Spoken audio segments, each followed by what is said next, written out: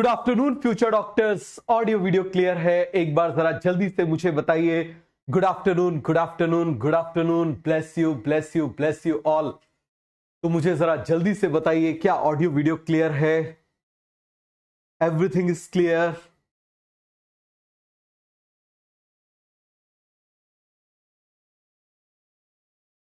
क्या audio video clear है?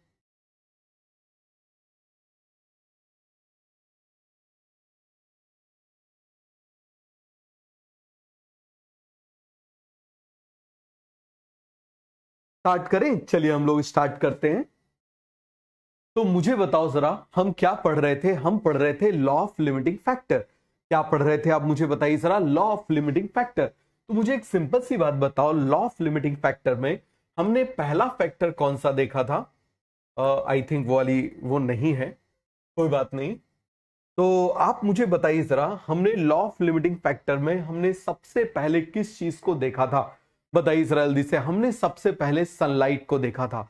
हमने किसको देखा था? सनलाइट को। आप जानते हो सनलाइट में जैसे जैसे हम लाइट को बढ़ाते जाएंगे फोटोसिंथेसिस बढ़ती जाएगी, लेकिन एक पर्टिकुलर पॉइंट तक ही बढ़ेगी, उसके बाद में वो बढ़ना बंद हो जाएगी।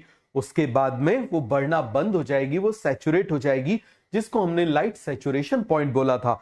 इसके बाद आप मुझे बताइए जरा, एक पॉइंट हमने बोला था जिसमें जितनी CO2 रेस्पिरेशन से प्रोड्यूस हो रही है उतनी ही CO2 फोटोसिंथेसिस में यूटिलाइज हो रही है। इसको हमने क्या बोला था? Light compensation point. क्या बोला था आप मुझे बताइए?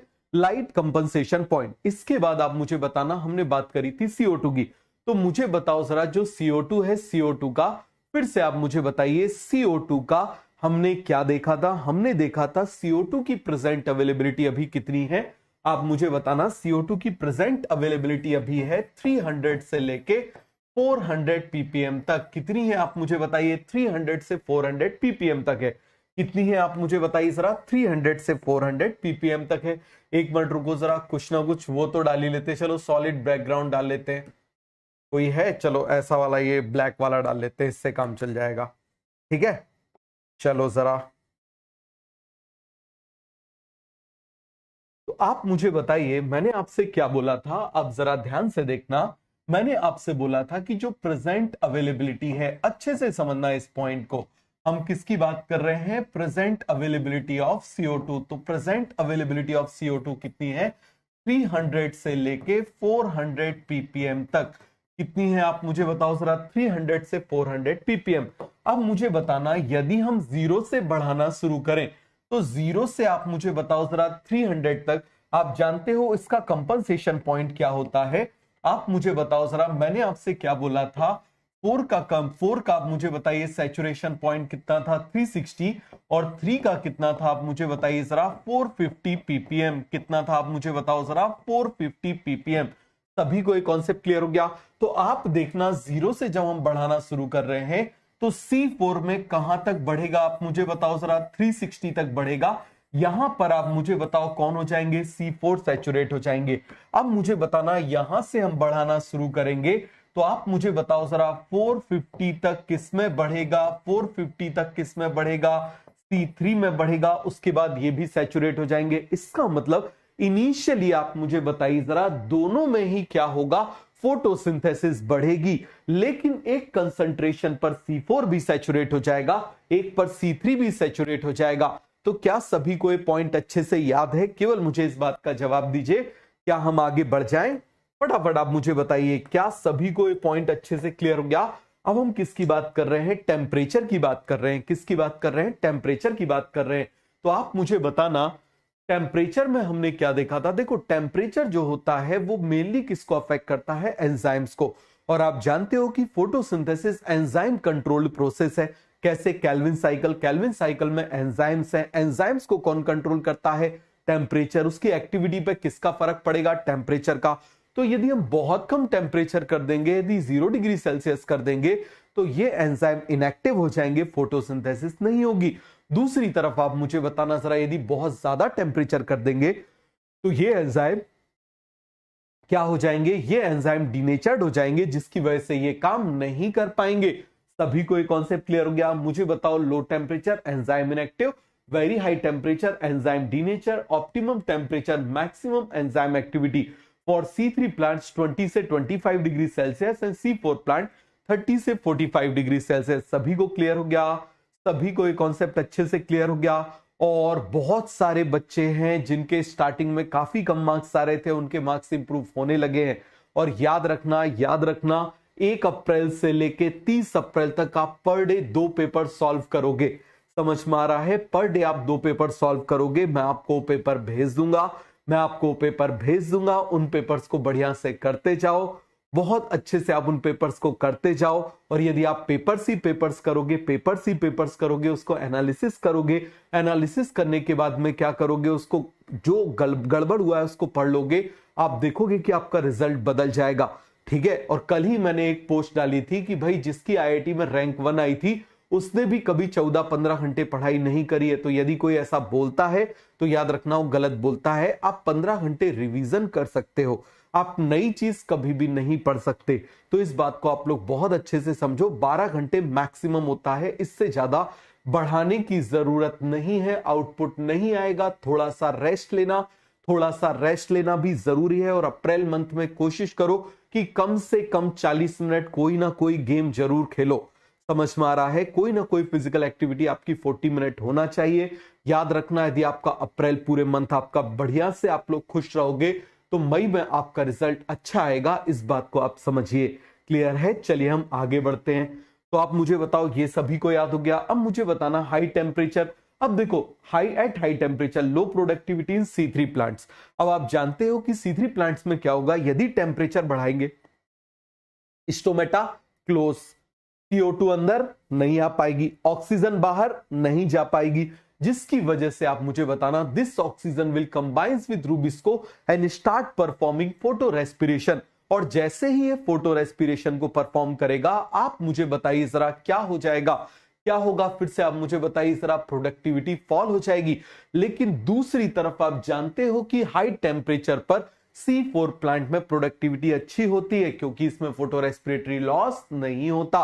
क्लियर हो गया? आगे बढ़ जाए। चलो अब मुझे बताओ किसकी बात कर रहे हैं, वाटर की। तो देखो, वाटर रेयरली लिमिटिंग होता है, क्योंकि जितना वाटर एब्जॉर्ब होता है उसके केवल 1% की जरूरत होती है। अच्छा एक बात बताओ सर, अप्रैल में पेपर करना स्टार्ट कर सकते हैं? बेटा ऐसे नहीं लिखते। एक बच्चा जो है वो लिख रहा है, किसी टीचर को गाली दे रहा है कि आप ऐसे बेटर हो, ऐसा नहीं करना चाहिए। इस बात को आप लोग बहुत अच्छे से समझो, हमेशा मेरी आप इस बात को समझो। याद रखना, यदि आप किसी भी टीचर का यदि आप डिसरिस्पेक्ट करते हो, मेरे स्टूडेंट्स कभी भी ऐसा नहीं करते। इस बात को समझना। मुझे कभी खुशी नहीं होगी कि आप किसी भी टीचर को इंडिया के किसी भी टीचर को आप बुरा भला बोलो, क्योंकि जो भी टीचर है, याद रखना, जो भी टीचर है वो कुछ ना कुछ किसी ना किसी को बांट ही रहा है। उसकी डिसरेस्पेक्ट कभी भी मत करो। यदि आप डिसरेस्पेक्ट करोगे, याद रखना ऊपर वाला इस चीज को कभी भी टॉलरेट नहीं करता है। इस बात को हमेशा याद रखना मेरी। समझ में आ रहा है? कोई भी टीचर हो, आपको नहीं पढ़ना है आप उनसे मत पढ़ो, आप किसी और से पढ़ लो, लेकिन आपको गलत बोलने की जरूरत नहीं है। समझ में आया? चलिए आगे बढ़ते हैं। Water is one of the substrate of photosynthesis. तो आप मुझे बताना, ये रेयरली लिमिटिंग होता है, क्योंकि आप इस बात को समझिए, जितना वाटर एब्जॉर्ब होता है उसका केवल 1% ही क्या होता है, ये यूटिलाइज करते हैं।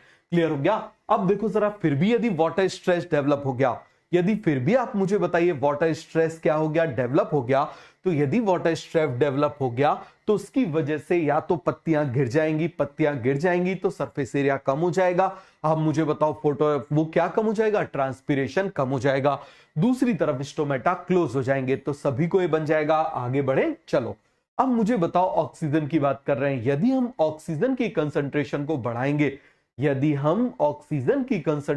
को बढ़ाएंगे तो आप मुझे बताइए जरा क्या हो जाएगा। Oxygen will combine with rubisco. Oxygen rubisco के साथ में कंबाइन हो जाएगी, और रूबिस्को के साथ में कंबाइन होने के बाद वो क्या करेगी, फोटो रेस्पिरेशन। तो ठीक है बेटा, जो प्लांट एनाटॉमी है ना, हम कल उसको पढ़ेंगे। समझ में आ गया? प्लांट एनाटॉमी को हम कल कर लेंगे। आपका एक भी क्वेश्चन गलत नहीं होगा प्लांट एनाटॉमी का। इस बात को आप लोग बहुत अच्छे से समझ लो।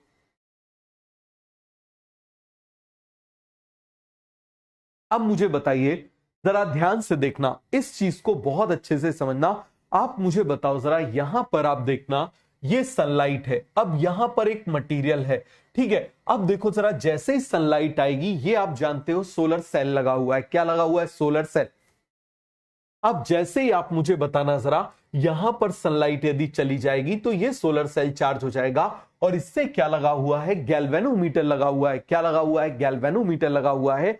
और ये गैल्वेनोमीटर क्या करेगा? डिफ्लेक्शन शो करेगा, मिनिमम मैक्सिमम, मिनिमम मैक्सिमम। जब पूरी सनलाइट आ रही है तो ये पूरा चार्ज होगा, तो पूरा करंट फ्लो होगा, तो मैक्सिमम डिफ्लेक्शन आएगा। ये कॉन्सेप्ट सभी को क्लियर हो गया? अब दूसरी तरफ आप मुझे बताना, यहां पर आप देखो, अब जैसे ये सनलाइट आ रही है, लेकिन यहां पर एब्जॉर्प्शन हो गया। क्या हो गया? यहां पर एब्जॉर्प्शन हो गया। अब जब यहां पर एब्जॉर्प्शन हो जाएगा, तो मुझे बताओ जरा, क्या करंट आगे जाएगा? करंट आगे नहीं जाएगा, क्योंकि सोलर सेल अभी चार्ज नहीं हुआ है, तो यहां पर जीरो डिफ्लेक्शन आएगा। तो यहां पर क्या आ जाएगा? जीरो डिफ्लेक्शन आएगा। सभी को क्लियर हो गया? हम आगे बढ़ जाएं। हाँ बेटा, मैं क्वेश्चन की प्रैक्टिस कराऊंगा, मैं क्वेश्चंस की प्रैक्टिस कराऊंगा। क्लियर हो गया? चलिए हम लोग आगे बढ़ते हैं। मैंने आपसे जो जो बोला है वो सब करेंगे। अब मुझे बताओ जरा, यहां पर देखना हमने क्या किया, यहां पर क्लोरोफिल ए को डाल दिया। क्या कर दिया? क्लोरोफिल ए को डाल दिया। अब आप जानते हो, सनलाइट के सामने यदि प्रिज्म को रख देंगे तो प्रिज्म से कितने कलर की लाइट निकलेगी? 7 कलर की। आप जानते हो वो कौन कौन सी है? विबग्योर। कौन कौन सी है? विबग्योर। अब मुझे बताना, हमने क्या किया कि यहां पर ये जो स्लिट बनी हुई है, इससे केवल ब्लू लाइट को हमने पास होने दिया। कौन सी लाइट को पास होने दिया? ब्लू लाइट को। इसको बोल देते हैं मोनोक्रोमैटिक लाइट।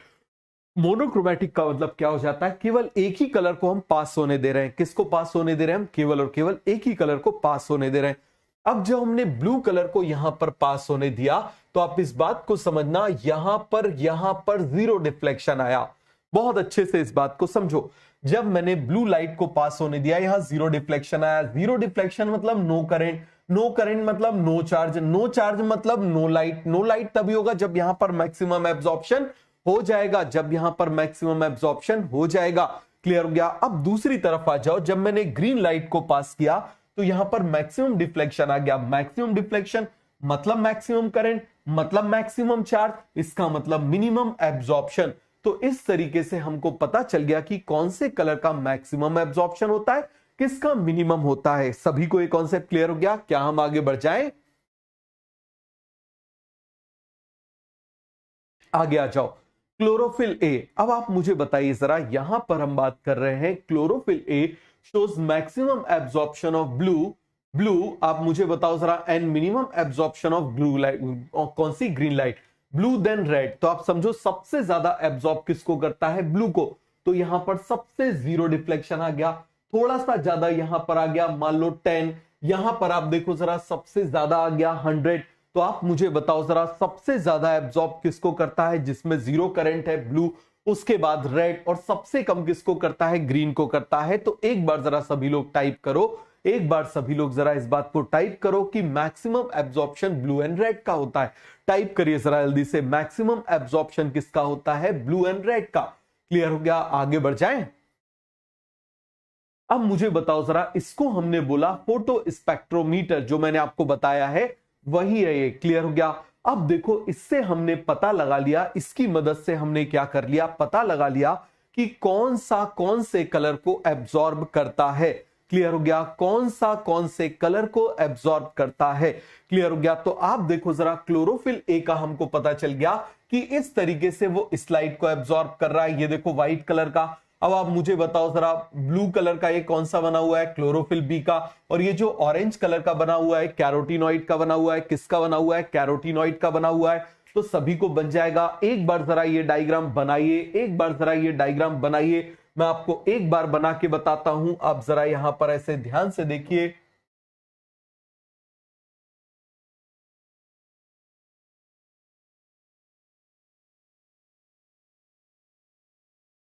ये किसका है? आप मुझे बताइए जरा, ये किसका है? क्लोरोफिल ए का। ये किसका है? आप मुझे बताइए जरा, क्लोरोफिल ए का। ये किसका है? आप मुझे बताइए जरा, क्लोरोफिल बी का। ये किसका है? आप मुझे बताओ जरा, ये देखो किसका बना हुआ है? क्लोरोफिल बी का बना हुआ है। किसका बना हुआ है? आप मुझे बताइए जरा, क्लोरोफिल बी का बना हुआ है। किसका बना हुआ है? जल्दी से आप मुझे बताओ, क्लोरोफिल पी का बना हुआ है। फिर आप मुझे बताइए जरा, ये जो हमने ऑरेंज इस तरीके से बनाया हुआ है, ये किसका बना हुआ है? आप मुझे बताओ जरा, कैरोटीनॉइड का बना हुआ है।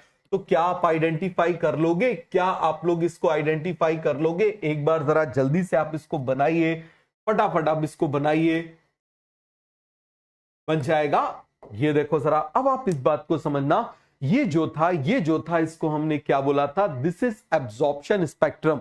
कि कौन कौन से कलर को कौन कौन सा, आप मुझे बताओ जरा, कौन कौन सा कलर जो है वो अलग अलग क्लोरोफिल एब्जॉर्ब कर रहे हैं। क्लोरोफिल ए अलग कलर को एब्जॉर्ब कर रहा है, क्लोरोफिल बी अलग कलर को एब्जॉर्ब कर रहा है, क्लोरोफिल और कैरोटीनॉइड जो है वो अलग कलर को एब्जॉर्ब कर रहे हैं। क्लियर हो गया? अब इसके बाद आप मुझे बताना, हम किसकी बात कर रहे हैं? Action spectrum. तो what do you mean by action spectrum? देखो, एक्शन स्पेक्ट्रम का मतलब क्या हो गया, आप इस बात को बहुत अच्छे से समझिएगा कि अब क्या किया, प्रिज्म से लाइट को पास किया। किसको पास कर दिया? प्रिज्म से लाइट को पास कर दिया। बन जाएगा, किससे पास कर दिया? आप मुझे बताओ जरा, प्रिज्म से लाइट को पास कर दिया। अब जैसे ही प्रिज्म से लाइट को पास कर दिया, ये किस में ब्रेक हो गया? विबग्योर में। अब हमने क्या कर दिया, यहां पर इस पानी में हमने एक एल्गी को डाल दिया। किसको डाल दिया? एल्गी को डाल दिया। आप जानते हो एल्गी फोटोसिंथेसिस करेगी। अब हमको क्या पता चला कि ब्लू लाइट में फोटोसिंथेसिस, रेड लाइट में फोटोसिंथेसिस हो रही है। अब आखिर ये कैसे पता चलेगा कि इस लाइट में हो रही है? तो इसके लिए बहुत ही सीधा सा तरीका किया कि यहां पर एरोबिक बैक्टीरिया को डाल दिया। तो जहां जितनी ज्यादा ऑक्सीजन होगी वहां उतना ज्यादा क्या होगा? आप मुझे बताओ जरा, फोटोसिंथेसिस। क्लियर हो गया? जहां फोटोसिंथेसिस ज्यादा, वहां पर ऑक्सीजन ज्यादा, वहां पर एरोबिक बैक्टीरिया ज्यादा जो दिखाई दे जाएंगे। तो सभी को एक क्लियर हो गया, वहां पर बैक्टीरियल कॉलोनी ज्यादा। तो क्या मैं यहां पर बोल सकता हूं? बोलिए जरा जल्दी से, बोलो जरा, मैंने आपसे क्या बोला कि फोटोसिंथेसिस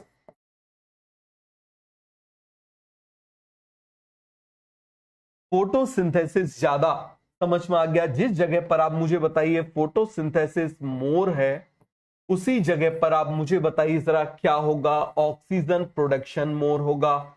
मोर ऑक्सीजन प्रोडक्शन, हम क्या बोल रहे हैं? मोर ऑक्सीजन प्रोडक्शन। जितना ज्यादा ऑक्सीजन प्रोडक्शन होगा, जितना ज्यादा ऑक्सीजन प्रोडक्शन होगा, उतना ज्यादा आप मुझे बताओ जरा क्या होगा? More colony of aerobic bacteria, more colony of aerobic bacteria.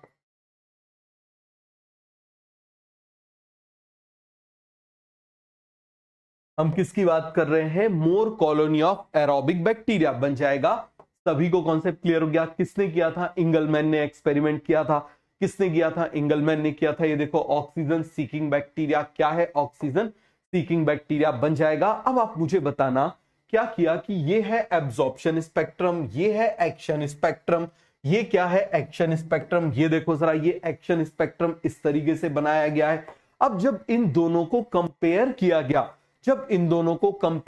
गया, तो देखो, action spectrum of photosynthesis is similar to absorption spectrum of chlorophyll A. आप देखिए जरा, ये जो एक्शन स्पेक्ट्रम है, ये एक्शन स्पेक्ट्रम इस क्लोरोफिल ए से मैच कर रहा है। इसका मतलब क्या हो जाएगा? Chlorophyll A is the main photosynthetic pigment. लेकिन आप मुझे बताओ, क्या यहां पर आप देखना, ये ऐसा है, यहां पर ये ऐसा ना हो कि ये कैसा है? ऐसा है। इसका मतलब आप मुझे बताओ, मैच तो कर रहा है, लेकिन 100% आइडेंटिकल नहीं है। इसका मतलब क्या हो जाएगा कि और लोगों का भी यहां पर रोल है। हो गया? सभी को एक कॉन्सेप्ट क्लियर हो गया? बोले सर जल्दी से। But action spectrum of photosynthesis not 100% identical to absorption spectrum of chlorophyll A due to presence of accessory pigment chlorophyll B and carotenoid. बन जाएगा। रोल ऑफ असेसरी पिगमेंट, हम किसकी बात कर रहे हैं? रोल ऑफ असेसरी पिगमेंट की बात कर रहे हैं। तो मुझे बताओ जरा, असेसरी पिगमेंट का रोल क्या हो जाएगा? Protection of chlorophyll A from photo oxidative damage. ये मैं आपको बता चुका हूं, याद करो। ये क्या करता था? रिएक्शन सेंटर के अंदर क्लोरोफिल है, उसको चारों तरफ से कवर करेगा जिससे एब्नॉर्मल सनलाइट अंदर ना चली जाए, और ये प्रोटेक्ट करेगा किसको? क्लोरोफिल ए को।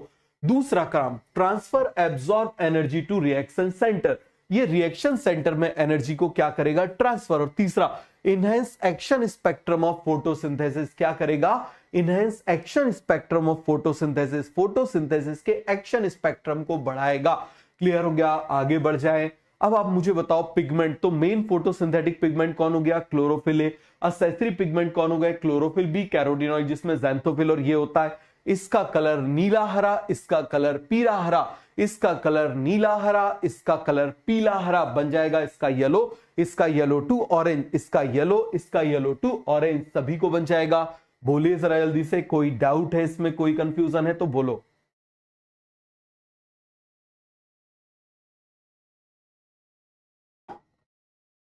डन, बन जाएगा। एक बार लिख के बता दूं, बोलो जरा, एक बार लिख के बता दूं? चलो एक बार लिख के बता दे रहा हूं, आपको याद हो जाएगा। आप मुझे बताओ, सबसे पहले हम किसकी बात कर रहे हैं? Chlorophyll A. फिर हम किसकी बात कर रहे हैं? Chlorophyll B. फिर हम किसकी बात कर रहे हैं? ज़ैंथोफिल। और फिर हम किसकी बात कर रहे हैं? कैरोटीनॉइड की। किसकी बात कर रहे हैं? कैरोटीनॉइड की। तो मुझे बताओ जरा, इसका कलर क्या है? इसका कलर क्या है? Blue green. कौन सा कलर है इसका? आप मुझे बताओ जरा। ब्लू ग्रीन, नीला हरा। इसका कलर क्या हो जाएगा? पीला हरा, येलो ग्रीन। क्लियर है? इसका कलर क्या हो जाएगा? आप मुझे बताओ। येलो। इसका क्या हो जाएगा? Yellow to orange.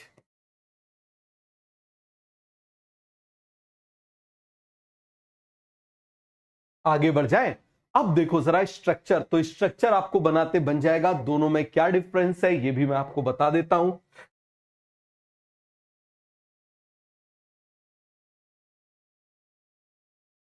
दोनों के ही सेंटर में क्या प्रेजेंट है? मैग्नीशियम।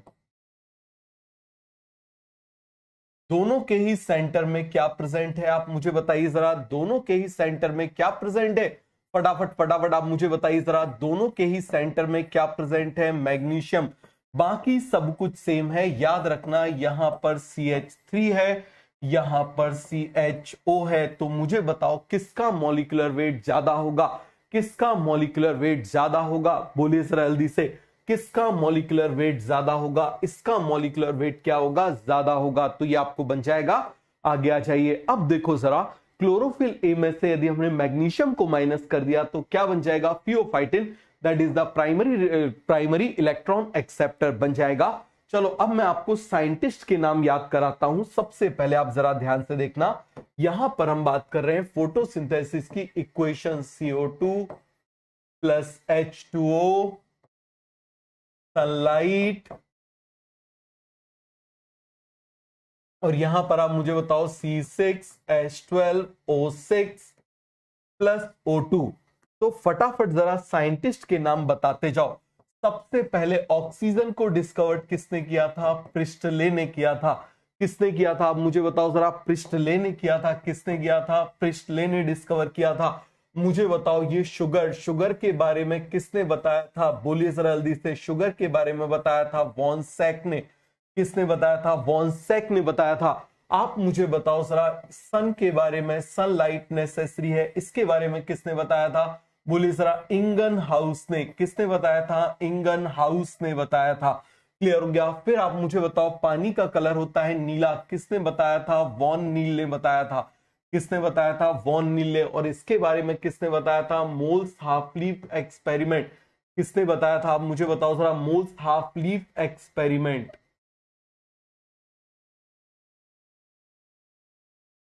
हम किसकी बात कर रहे हैं? Moles half leaf experiment. तो सभी को ये कॉन्सेप्ट क्लियर हो गया? जरा इसको 5 बार लिखो, इसको जरा आप लोग 5 बार लिखो, बहुत ज्यादा जरूरी है।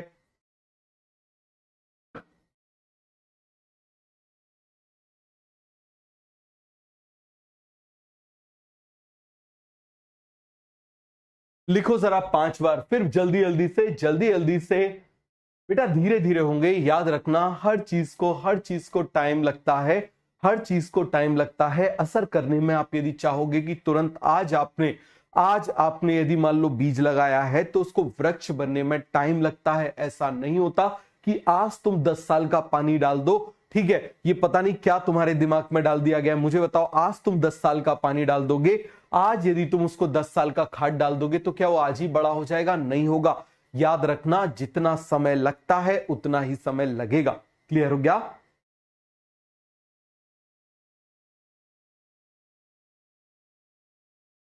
एक बड़ा अच्छा दोहा भी है, धीरे धीरे रे मना, धीरे धीरे सब ऐसा कुछ है, बड़ा जोरदार तरीके से दोहा है, मुझे याद नहीं है, ठीक है।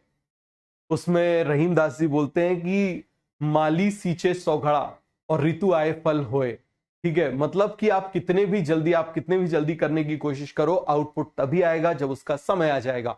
समझ में आ गया? इसीलिए अपनी मेहनत करते चलो। अब आप मुझे बताओ जरा, सबके नाम आपको याद हो गए, अब आ जाओ सबसे पहला एक्सपेरिमेंट, प्रिस्टले का एक्सपेरिमेंट। देखो, प्रिस्टले ने एक जार में मोमबत्ती को जलाया, मोमबत्ती थोड़ी देर बाद बुझ गई। एक चूहे को रखा, चूहा मर गया, ठीक है। उसने दोनों को रखा, चूहा भी मर गया, मोमबत्ती बुझ गई। लेकिन उन्होंने क्या किया, अब जलती हुई मोमबत्ती और चूहे के साथ में एक पेड़ को, एक पौधे को रख दिया। जब ऐसा रख दिया तो आप मुझे बताओ, ना ही चूहा मरा ना ही मोमबत्ती बुझी।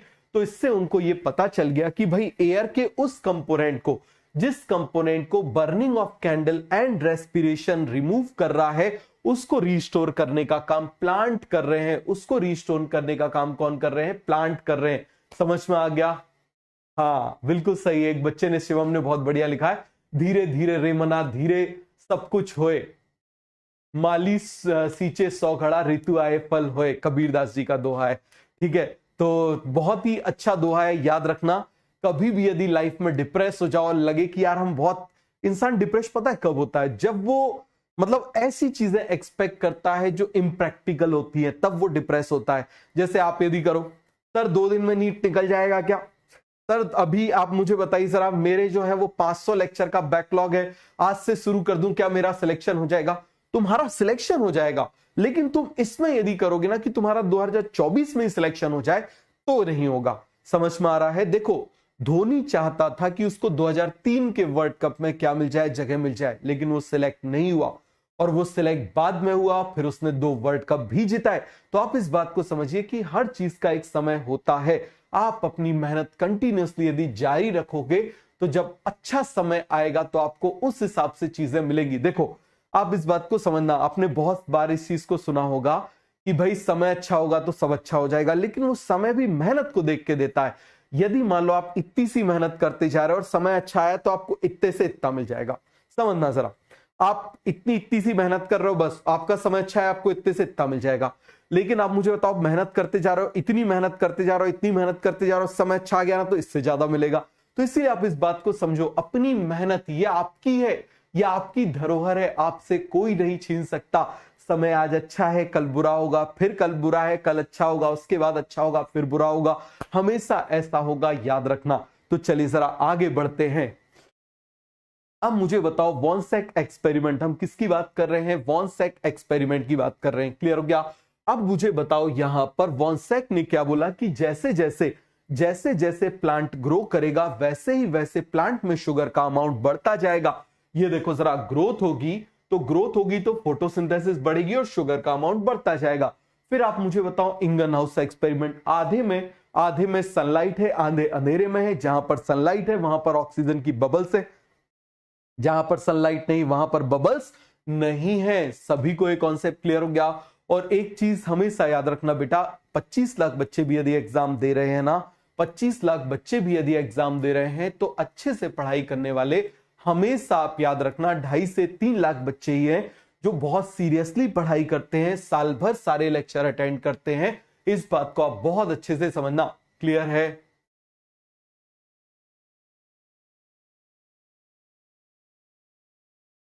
आगे बढ़े, चलो।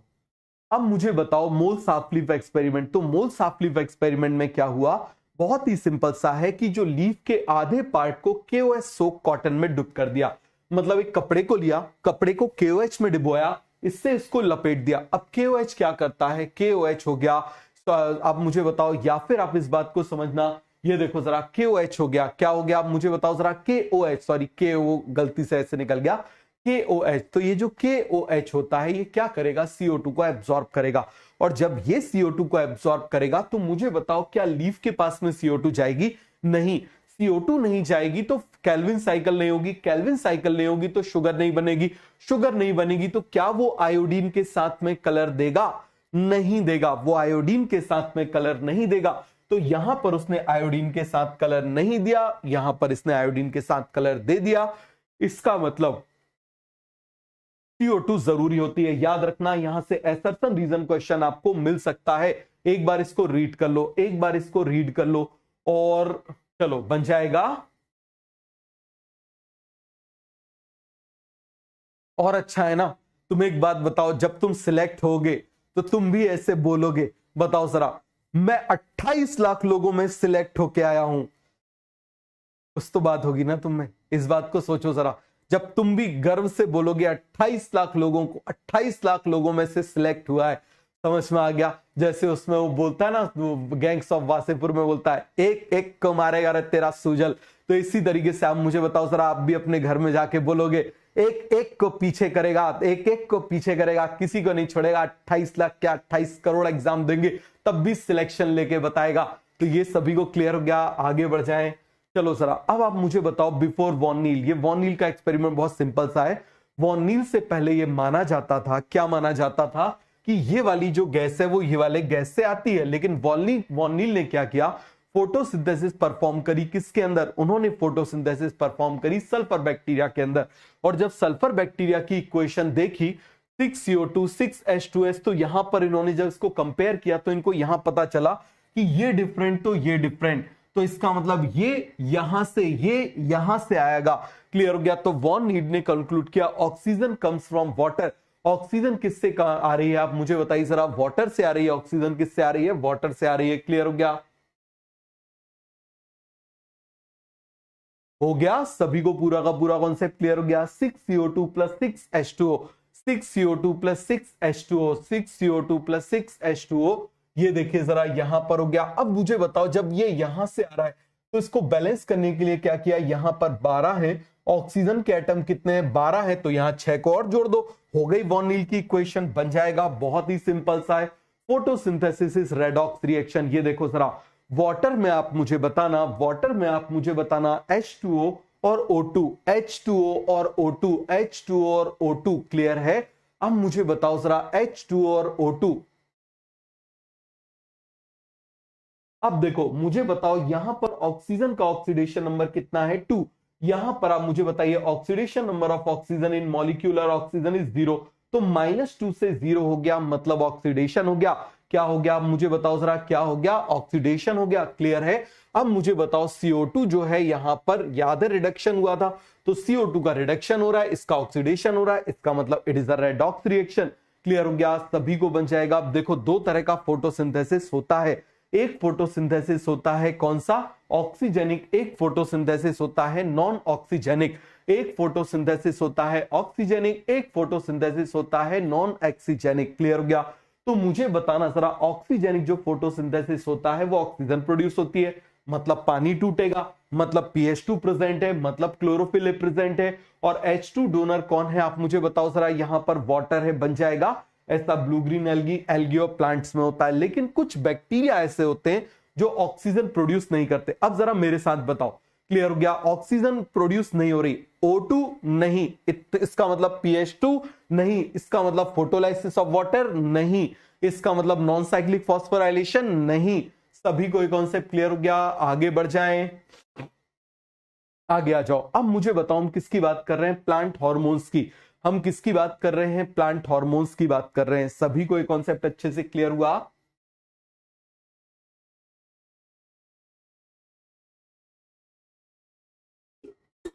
बेटा, आप लोगों के दिमाग में कई बार ये चीज आती है कि भाई ये है वो है, रिजर्वेशन है। ऐसा नहीं है। आप इस बात को समझिए, जिन लोगों को भी आप इस बात को बहुत बहुत बहुत ज्यादा आप अच्छे से समझना कि भाई वो बहुत सालों से उनको वो फैसिलिटी नहीं मिली है। और कोई भी काम एकदम से नहीं होता, धीरे धीरे धीरे धीरे धीरे धीरे होता है। और आपको तो एक सीट चाहिए ना, तो इसीलिए ये आपकी सोशल रिस्पॉन्सिबिलिटी है कि वो जो पिछड़ गए थे हजारों सालों में, जिनका पूरा परिवार पिछड़ गया था, उनको आपको अपलिफ्ट करना है। ये आपकी जिम्मेदारी है, हमारी जिम्मेदारी है। तो इसीलिए इस बात को कभी भी अपना मन जो है वो खट्टा नहीं करना। इस बात को आप बहुत अच्छे से समझिए। क्लियर हो गया? ये आपकी रिस्पॉन्सिबिलिटी है। अपने लिए तो हर कोई करता है, ठीक है। और आपको तो एक सीट चाहिए। कितनी सीट चाहिए? एक सीट चाहिए। और यदि मेहनत करोगे तो वो सीट मिलेगी। समझ में आया?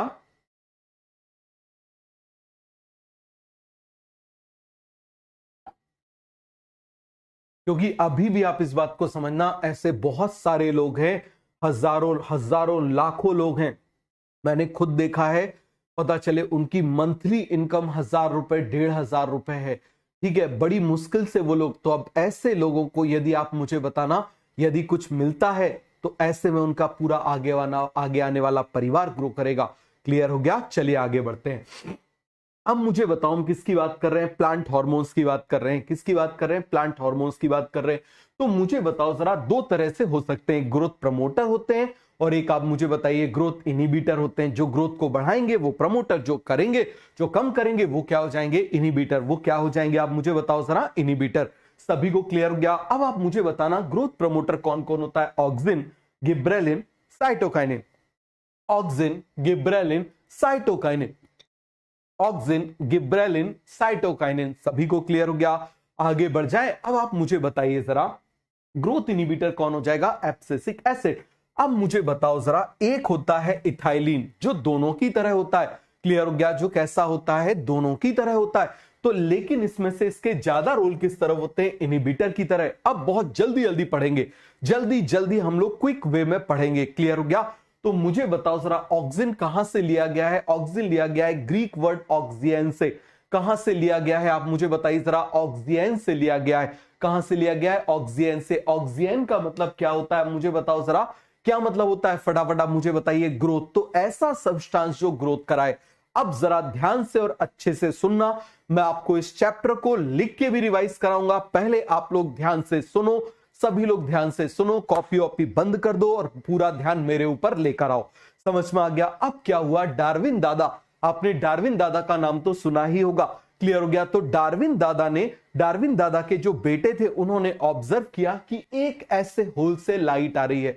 एक होल से क्या हो रही है? लाइट आ रही है। अब जब एक होल से लाइट आ रही है, क्या आ रही है आप मुझे बताओ जरा? एक होल से लाइट आ रही है और वहां पर कुछ घास लगी हुई थी, तो वो घास उसकी तरफ बेंड हो गई। अब देखो, दो तरह का मूवमेंट होता है, एक होता है टैक्टिक, एक होता है ट्रॉफिक। एक होता है टैक्टिक, एक होता है ट्रॉफिक। एक होता है टैक्टिक मूवमेंट, एक होता है ट्रॉफिक मूवमेंट। तो मुझे बताना जरा, ट्रो का मतलब क्या होता है? ग्रो ट्रो, ग्रो ट्रो, ग्रो ट्रो। तो मुझे बताओ, यदि ग्रोथ की वजह से मूवमेंट हो रहा है, मान लो मेरा हाथ ऐसे लंबा हो जाए और लंबा होके मान लो इसकी डार्विन की दाढ़ी को पकड़ ले, तो ये क्या कहलाएगा? Trophic movement. लेकिन मैं खुद ऐसे चल के जाऊं, लेकिन यदि मैं खुद ऐसे चल के जाऊं और यहां पर तो इसकी दाढ़ी को पकड़ लूं, तो इसको बोलेंगे टैक्टिक। क्लियर हो गया? तो यहां पर सनलाइट की वजह से कैनरी ग्रास की ग्रोथ होके बैंड हो गया, तो इसको क्या बोलेंगे? फोटोट्रॉफिक। क्या बोलेंगे इसको? फोटोट्रॉफिक बन जाएगा, बन जाएगा। सभी को पूरा का पूरा कॉन्सेप्ट क्लियर हो गया? आगे बढ़े, चलो आगे आ जाओ। देखो, Charles Darwin and Francis Darwin. Clear हो गया? और चार्ल्स डार्विन ने, आप मुझे बताओ, Charles Darwin, Francis Darwin, C for canary grass, इन्होंने क्या ऑब्जर्व किया? Observe bending of canary grass towards बताओ यूनिलैटरल लाइट। यूनिलैटरल का मतलब क्या हो गया? एक साइड से आने वाली लाइट की तरफ बैंड हो गया। क्लियर हो गया? इसको हम क्या बोलेंगे? फोटोट्रॉपिज्म। क्या बोलेंगे आप मुझे बताइए जरा? This is called as phototropism. This is called as phototropism. सभी को बन जाएगा? इसको हम क्या बोलेंगे? This is called as phototropism. Done? आगे बढ़ जाते हैं। अब मुझे बताओ, यहां पर हम किसकी बात कर रहे हैं? अच्छे से देखना, ये कैनरी ग्रास की हमने टिप को कवर कर दिया, ठीक है, और यहां पर बॉटम को कवर कर दिया। दोनों बार हमने सनलाइट को भेजा। तो पहली बार जब टिप को कवर किया, जब हमने टिप को कवर कर दिया तो फोटोट्रॉपिज्म नहीं हुआ, लेकिन बॉटम को कवर कर दिया तो फोटोट्रॉपिज्म हो गया। तो इसका मतलब आप मुझे बताओ जरा, जो सब्सटेंस है वो टिप पर प्रेजेंट है या बॉटम में प्रेजेंट है? वो टिप पर प्रेजेंट है, क्योंकि उसको ब्लॉक करने से नहीं हुआ, ओपन करने से हो गया। ब्लॉक करने से नहीं हुआ, ओपन करने से हो गया, इसका मतलब टिप पर प्रेजेंट है। क्लियर हो गया? दूसरा आ जाओ। अब आप मुझे बताओ, ये मैंने आपको तरीका बताया भी था कि भाई देखो, यहां पर दो बल्ब है, एक बल्ब अच्छा है, एक बल्ब खराब है। आपने खराब को तोड़ दिया, कोई फर्क नहीं पड़ा, लेकिन जो अच्छा है उसको तोड़ दोगे, फर्क पड़ेगा। तो यहां पर आप देखना जरा, जो काम कर रहा है उसको ब्लॉक कर दोगे तो फर्क पड़ेगा, जो नहीं कर रहा है उसको ब्लॉक करने से कोई फर्क नहीं पड़ेगा। अब आ जाओ, यहां पर आधे आधे को ब्लॉक कर दिया। क्या कर दिया? आधे आधे को ब्लॉक कर दिया, ठीक है। तो आप देखना जरा, इस तरफ क्या किया? लाइट आ रही है, यहां पर ऐसे माइका की प्लेट लगा दी। किस तरफ? लाइट की तरफ। दूसरी तरफ डार्क की तरफ। अब क्या हुआ, जब लाइट की तरफ लगाया तो बेंडिंग हो गई, लेकिन जब डार्क की तरफ लगाया तो बेंडिंग नहीं हुई। इसका मतलब आप मुझे बताओ जरा, जो भी सब्सटेंस है वो कहां प्रेजेंट है, अंधेरे में।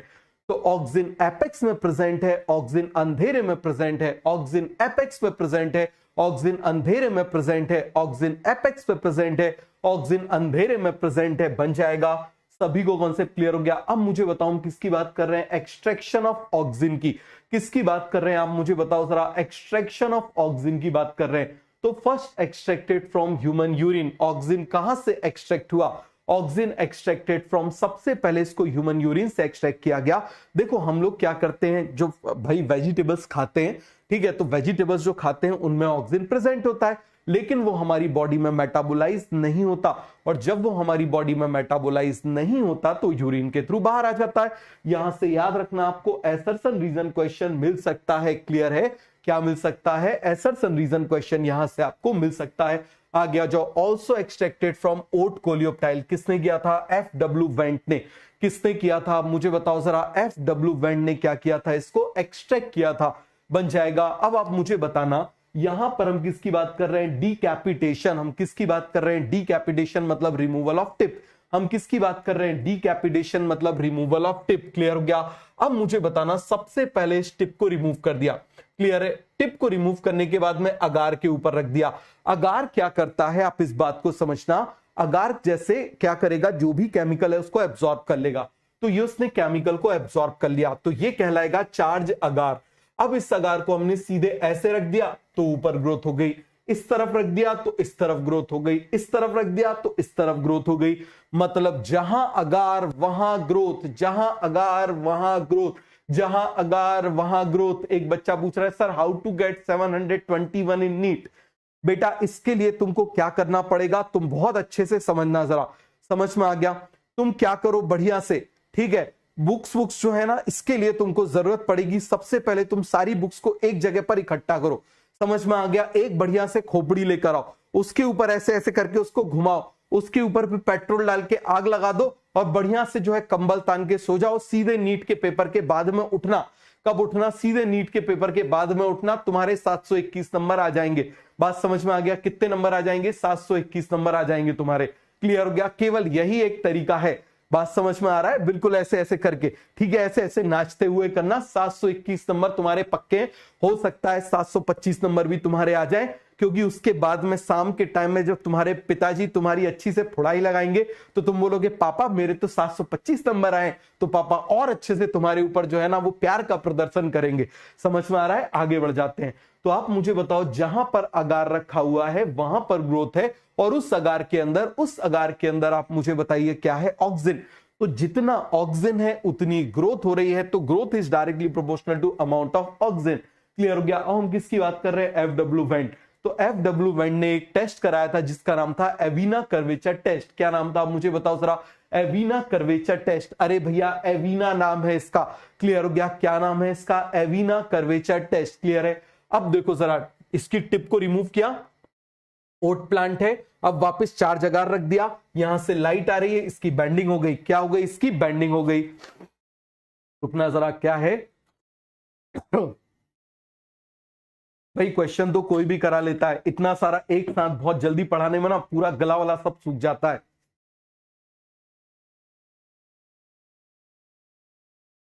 आगे आ जाओ, सभी को पूरा का पूरा कॉन्सेप्ट क्लियर हो गया, आगे बढ़े। अब आप मुझे बताओ एफ.डब्ल्यू. वेंट, मुझे लगता है इस साल आपको एफ.डब्ल्यू. वेंट से एक आधा क्वेश्चन मिल सकता है। क्लियर हो गया। सबसे पहले आप इस बात को समझना, वर्क्स ऑन ओट कोलियोप्टाइल। हम किसकी बात कर रहे हैं, वर्क्स ऑन ओट कोलियोप्टाइल। ये किस पे है, ओट कोलियोप्टाइल पे काम किया, और ओट का ही साइंटिफिक नेम क्या है, एविना सटाइवा, इसीलिए इसका नाम एविना कर्वेचर टेस्ट भी पड़ा। देखो, extracted urine from oat coleoptile, oxygen from oat coleoptile and introduced oxygen term. तो इनसे जुड़ी हुई 3 पॉइंट बताओ। सबसे पहला, इन्होंने ओट कोलियोप्टाइल पे वर्क किया, समझ में आ गया, इन्होंने एक्सट्रैक्ट किया और इन्होंने ऑक्सीजन टर्म दिया। क्लियर हो गया। आगे बढ़े, आगे आ जाओ। अब मुझे बताओ, ऑक्सीजन नेचुरल भी होती है, सिंथेटिक भी होती है। जरा नेचुरल ऑक्सीजन के नाम बताओ, जल्दी से बताओ, IAA, IBA। अब सिंथेटिक के नाम बताओ, 2,4-D, 2,4,5-T, NaA। अब जरा ध्यान से इस बात को अच्छे से आप मुझे बताना, indole acidic acid, indole butyric acid, indole acidic acid, indole butyric acid, इसमें सबसे ज्यादा नेचुरल कौन है? Indole acidic acid. अब मुझे बताओ 2,4-D, 2,4-D क्या हो जाएगा? फटाफट आप मुझे बताइए जरा। Two four diphenoxy acidic acid, two four diphenoxy acidic acid. अब आप मुझे बताइए जरा 2,4,5-T, two four five triphenoxy acidic acid, naphthalene acidic acid. और क्या हो जाएगा? मुझे बताओ जरा, नैप्थलीन एसिडिक एसिड। क्लियर है? सभी में एसिडिक एसिड है, तो इसका मतलब एसिड क्या करेगा? H प्लस साइन को रिमूव करेगा, और जब ये H प्लस साइन को रिमूव करेगा तो सेल वॉल के जो सेल्यूलोजिक फाइबर्स हैं उनको ब्रेक करेगा, उनको क्या करेगा? ऐसे कट करेगा। और जब सेल्यूलोजिक फाइबर्स को वैसे कट करेगा, क्या करेगा? इस तरीके से ऐसे कट करेगा। तो जब ये इसको कट करेगा तो आप मुझे बताना जरा, इसकी वजह से ये लूज हो जाएंगे, पानी अंदर आएगा तो यहां एक्सपेंशन हो जाएगा। तो ऑक्सिन बेसिकली कैसी ग्रोथ करा रहा है? फुलाने वाली। समझ में आ गया? कैसी ग्रोथ करा रहा है? फुलाने वाली। आगे आ जाओ। अब मुझे बताओ, याद रखने का निमोनिक्स क्या था? We war for success. किसके लिए? We war for success, we war for success. Clear हो गया? किसके लिए लड़ेंगे आप मुझे बताओ जरा? We war for success. सभी को कॉन्सेप्ट अच्छे से क्लियर हो गया? We war for success, we war for success. सभी को क्लियर है? चलिए आगे आ जाइए। क्लियर हो गया? अभी भी यदि किसी का एनिमल किंगडम छूटा हुआ है, अभी भी यदि किसी का एनिमल किंगडम छूटा हुआ है, तो हर फाइलम को 3 दिन देके करो। समझ में आ रहा है? 3 days 1 phylum, 3 days 1 phylum, 3 days 1 phylum. इस बात को आप लोग बहुत अच्छे से समझ लो। 3 दिन 1 फाइलम, 3 दिन 1 फाइलम। क्लियर हो गया? इतना काम यदि आप करोगे, एक फाइलम को आप करोगे 3 दिन देके आप करोगे। क्लियर हुआ?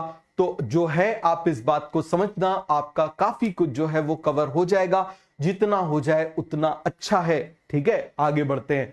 अब मुझे बताओ जरा, वी से क्या हो जाएगा? Vascular cambium differentiation. इसमें भी मेनली कौन? Xylem differentiation. फिर डब्ल्यू से मुझे बताओ, weedicide and war, weedicide and war, weedicide and war, weedicide and war, weedicide and war, weedicide and war. Weedicide ये डायकॉट को मारता है, मोनोकॉट की ग्रोथ को बढ़ाता है। डायकॉट को मारता है, मोनोकॉट की ग्रोथ को बढ़ाता है। क्लियर हो गया? कौन सी वॉर में इसका इस्तेमाल किया गया था? फटाफट आप मुझे बताइए जरा। इसका इस्तेमाल किया गया था वियतनाम वॉर में। किस में किया गया था? वियतनाम वॉर में इसका इस्तेमाल किया गया था। कैसे? एजेंट ऑरेंज के नाम से। अब आ जाओ, एब्सेशन। यंग प्लांट को बचाता है, ओल्ड प्लांट को गिराता है, यंगर को प्रिवेंट करता है, ओल्डर को प्रमोट करता है। बन जाएगा। आगे आ जाओ। फिर हम बात कर रहे हैं एपिकल डोमिनेंस। किसकी बात कर रहे हैं? Apical dominance. तो ये एपेक्स पे प्रेजेंट होता है, तो एपेक्स में ग्रोथ ज्यादा कराता है, जिसकी वजह से क्या हो जाएगा? एपेक्स का डोमिनेंस होगा। तो इसको क्या बोल देंगे? बोलो जरा जल्दी से। Apical dominance. क्लियर है? आगे आ जाइए। Root initiation after stem cutting. Stem cutting के बाद ये क्या कराता है? रूट का इनिशिएशन कराता है। फिर आप मुझे बताओ जरा, fruit without seed, flowering in pineapple. But mango नहीं, मैंगो में कराने का काम इथाइलिन का है। समझ में आ गया? किसका है? इथाइलिन का है। फ्रूट विदाउट सीड, फ्लावरिंग इन पाइनएप्पल बन जाएगा। और फ्रूट सेटिंग मतलब फ्रूट के डेवलपमेंट को इनहेंस करता है। लेकिन इन सभी में मेन जो हार्मोन है वो कौन है? आप मुझे बताओ। जीए। और लास्ट कौन है? Stem elongation. इसके अलावा अब एक एक का रोल देख लेते हैं जरा। एक बार इसको क्विकली देखो।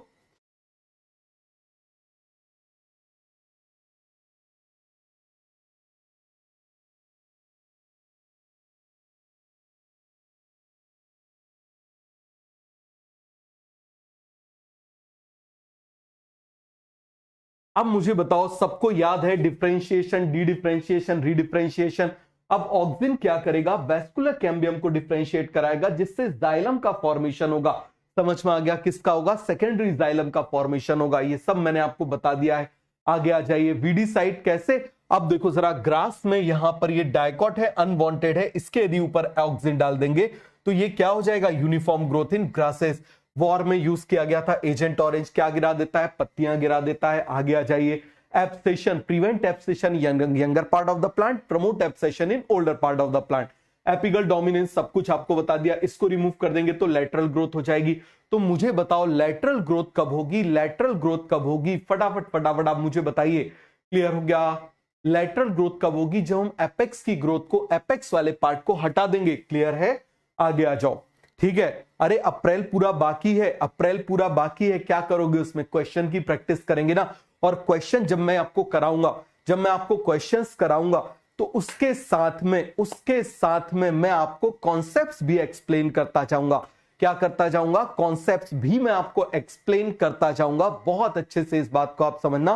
क्वेश्चंस की प्रैक्टिस साथ में कॉन्सेप्ट, तो आपको मजा आता जाएगा। आप यदि बस उतना ही कर लोगे, उतना ही कर लोगे, आपके मेरे सब्जेक्ट में फुल में से फुल मार्क्स आएंगे। समझ में आ गया? कितने मार्क्स आएंगे? फुल में से फुल आपके मार्क्स आएंगे।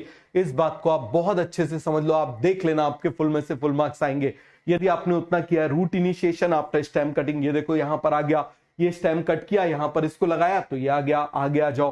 फ्रूट सेटिंग, फ्लावर क्या करता है? फ्लावर से फ्रूट बनना। Fruit without seed parthenocarpic, but main parthenocarpic hormone कौन है? जीएफ फ्लारिंग इन पाइनएप्पल। आगे आ जाओ। अब देखो कुछ अलग से भी आप मुझे बताइए जरा, कुछ अलग से भी यहां पर फंक्शंस हैं, जैसे stem elongation. GA is main stem elongating hormone. बहुत अच्छे से इस बात को समझिए, जीए क्या है? GA is the main stem elongating hormone. सभी को एक कॉन्सेप्ट क्लियर हो गया? जीए क्या है? मेन स्टेम इलोंगेटिंग हार्मोन है। क्लियर हो गया? इसके अदर फंक्शन हमने क्या बोला था? पीएचटी, याद रखना, इसके ऊपर क्वेश्चन आपको मिल सकता है। पोटैटो स्टोरेज, ये क्या करता है? Auxin prevent seed germination. Has making, has आप जानते हो बाड़ा बनना, मैंने आपको दिखाया था कैसे, आप मुझे बताओ। लेकिन ये फंक्शन कब है? जब ऑक्सिन को हटा दो। टी प्लांटेशन कब? जब ऑक्सिन को हटा दो। तो याद रखना, टी प्लांटेशन में ऑक्सिन तब मदद करता है जब ऑक्सिन को हटा दिया जाए। क्लियर है? आगे बढ़ जाए। Main hormone for tea plantation is cytokinin. Clear हो गया? ऑक्सिन सिंथेसिस, अरे कहीं ना कहीं से तो पढ़ाऊंगा ना भाई, समझ में आ गया? पढ़ाना थोड़ी छोड़ रहा हूं, पढ़ाना थोड़ी छोड़ रहा हूं। ठीक है, तो अब आप मुझे बताओ जरा, यहां पर आप मुझे बताना, ट्रिप्टोफैन सभी को याद है। ट्रिप्टोफैन का स्ट्रक्चर भाई, बेंजीन बना दिया, फिर ऐसे एक ये पेंटा रिंग बना दी, उसके बाद में यहां पर ये लगा दिया। अब देखो जरा, ये पूरा एक हमने क्या लगा दिया? अमीनो एसिड लगा दिया, क्या बन गया? ट्रिप्टोफैन। इसमें से आप मुझे बताओ जरा, इतने पार्ट को हमने रिमूव कर दिया, तो ये है एसिडिक एसिड और ये है इंडोल। जिंक के प्रेजेंस में, तो इसका नाम क्या हो जाएगा? बोलिए जरा जल्दी से। Indole acidic acid. इसका नाम क्या हो जाएगा? Indole acidic acid. इसका नाम क्या हो जाएगा? Indole acidic acid. सभी को एक कॉन्सेप्ट क्लियर हो गया? इसका नाम क्या हो जाएगा? Indole acidic acid. आगे बढ़ जाए। अब हम किसकी बात कर रहे हैं? ऑक्सिन इज सिंथेसाइज्ड इन, तो मुझे बताओ जरा, ऑक्सिन की सिंथेसिस दोनों एपेक्स पर होती है। बोलो जरा जल्दी से, कहां पर होती है? एपेक्स पर। दोनों, रूट एपेक्स में भी होती है, शूट एपेक्स में भी होती है, लेकिन सबसे ज्यादा फॉर्मेशन इसका मैच्योर लीफ में होता है। क्यों? क्योंकि मैच्योर लीफ में ट्रिप्टोफैन सबसे ज्यादा, जहां रॉ मटेरियल सबसे ज्यादा, वहां पर सिंथेसिस सबसे ज्यादा। क्लियर है? बन जाएगा। अब इसका ट्रांसपोर्ट पोलर होता है। पोलर मतलब डायरेक्शनल ट्रांसपोर्ट होता है। कैसा ट्रांसपोर्ट होता है? डायरेक्शनल। क्लियर हो गया? आगे बढ़ जाएं, चलो। अब मुझे बताओ सर, हम किसकी बात कर रहे हैं? बायो एसे की बात कर रहे हैं। बायो एसे का मतलब क्या होता है? ऐसा टेस्ट जो उसके किसी फिजियोलॉजिकल रोल के बारे में बताए, या ऐसा टेस्ट जो उसके किसी फंक्शन के बारे में बताए, स्पेशल फंक्शन के बारे में बताए, उसको हम क्या बोल देते हैं? Bioassay. तो A for auxin, A for avena curvature. एक बार सभी लोग टाइप करो, A for auxin, A for avena curvature, A for auxin, A for avena curvature. Clear हो गया? A for auxin, A for avena curvature. Clear हो गया? आगे आ जाओ। A for auxin, A for apex, A for अंधेरा, A for avena curvature, A for acidic, A for apical dominance. Clear हो गया?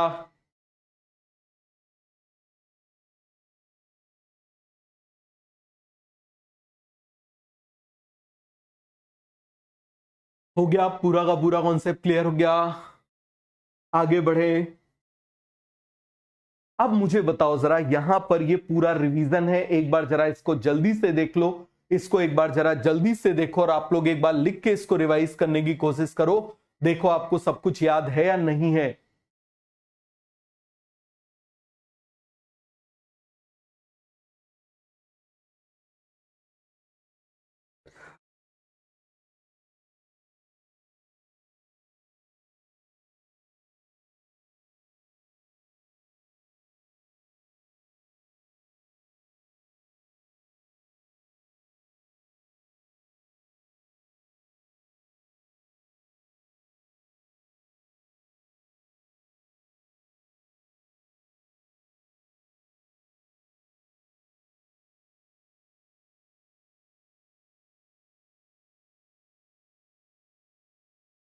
आगे बढ़े, बन जाएगा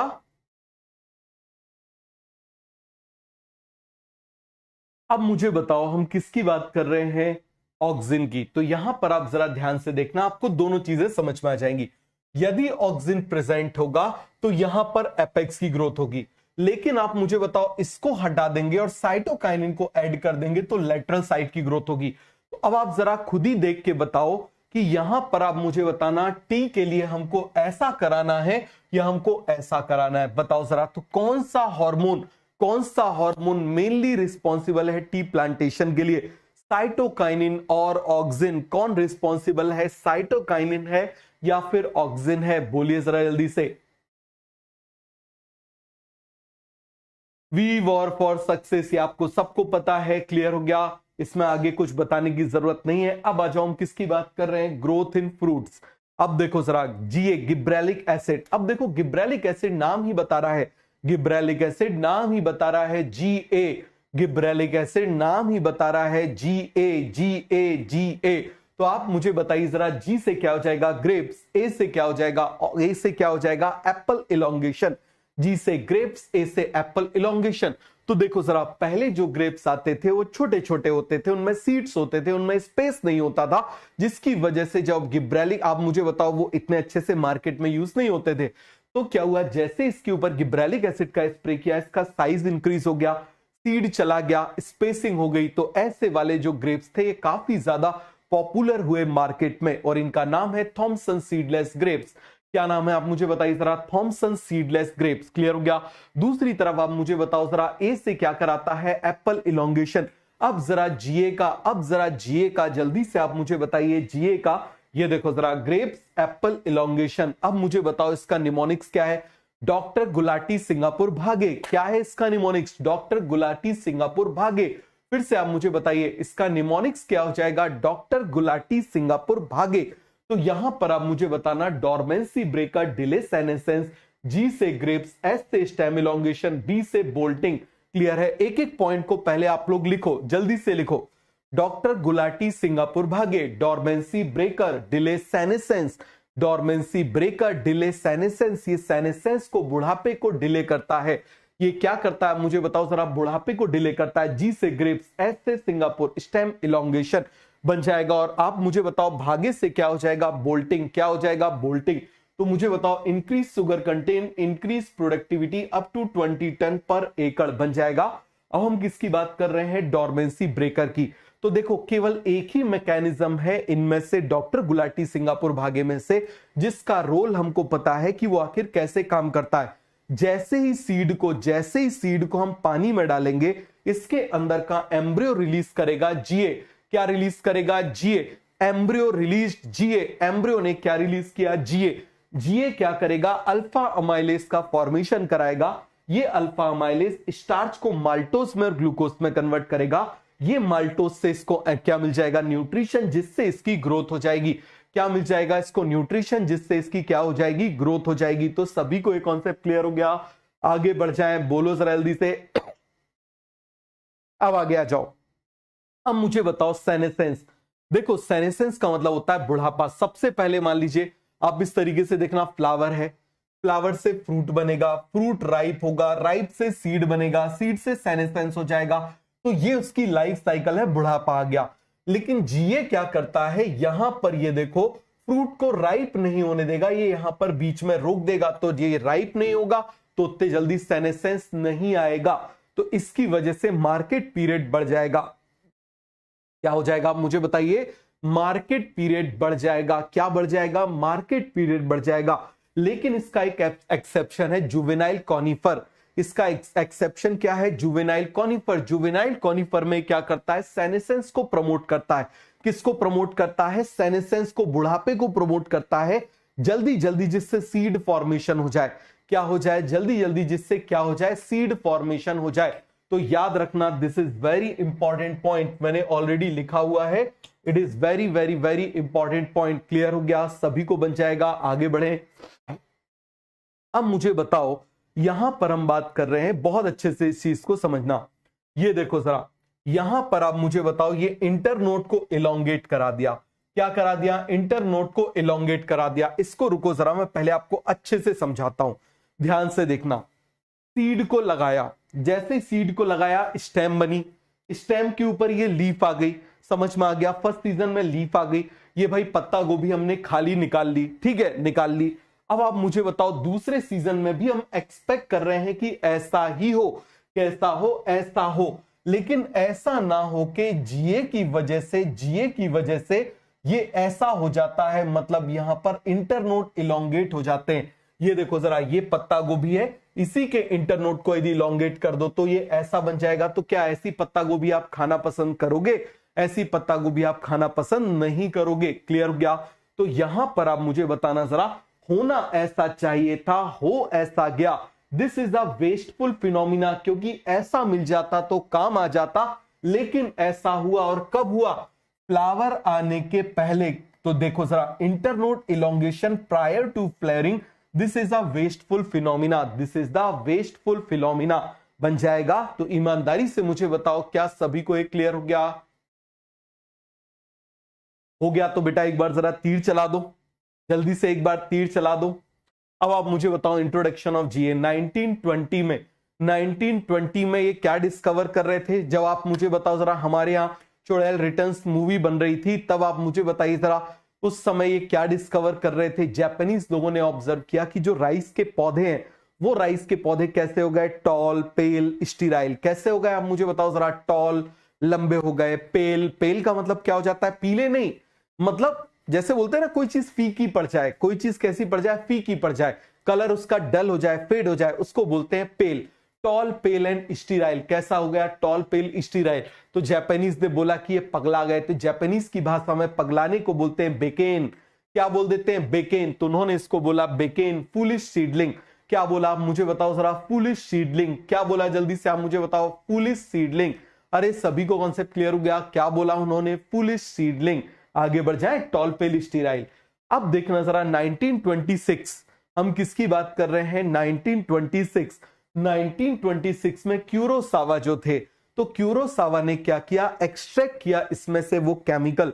बहुत अच्छे समझना, ये फंगस इन्फेक्टेड प्लांट है, इसकी पत्तियों को कलेक्ट किया, उसकी चटनी बनाई, चटनी बनाने के बाद में उसको क्या किया? उसको बढ़िया से आप मुझे बताओ पानी में मिलाया, पानी में मिला के हेल्दी प्लांट पे स्प्रे कर दिया, तो उसमें भी डिजीज आ गई, उसमें भी क्या आ गई? डिजीज आ गई। तो आप मुझे बताओ, and chemical which was extracted from gibberella infected plant was named gibberellin. और यहां पर पता चला कि this disease is caused due to fungus gibberella, और इसीलिए सब्सटेंस का नाम क्या हो गया? गिब्रेलिन। क्या नाम हो गया इसका? गिब्रेलिन बन जाएगा।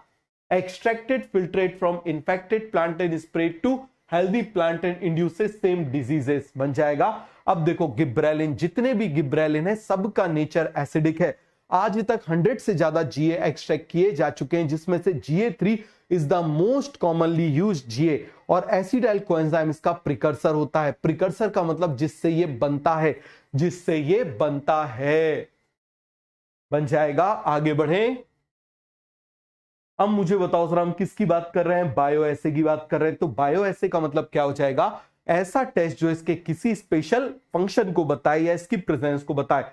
तो छोटे से प्लांट में यदि जीए का स्प्रे कर दो, लंबा हो जाएगा। और ऐसा किसमें फायदा होगा? शुगर केन में।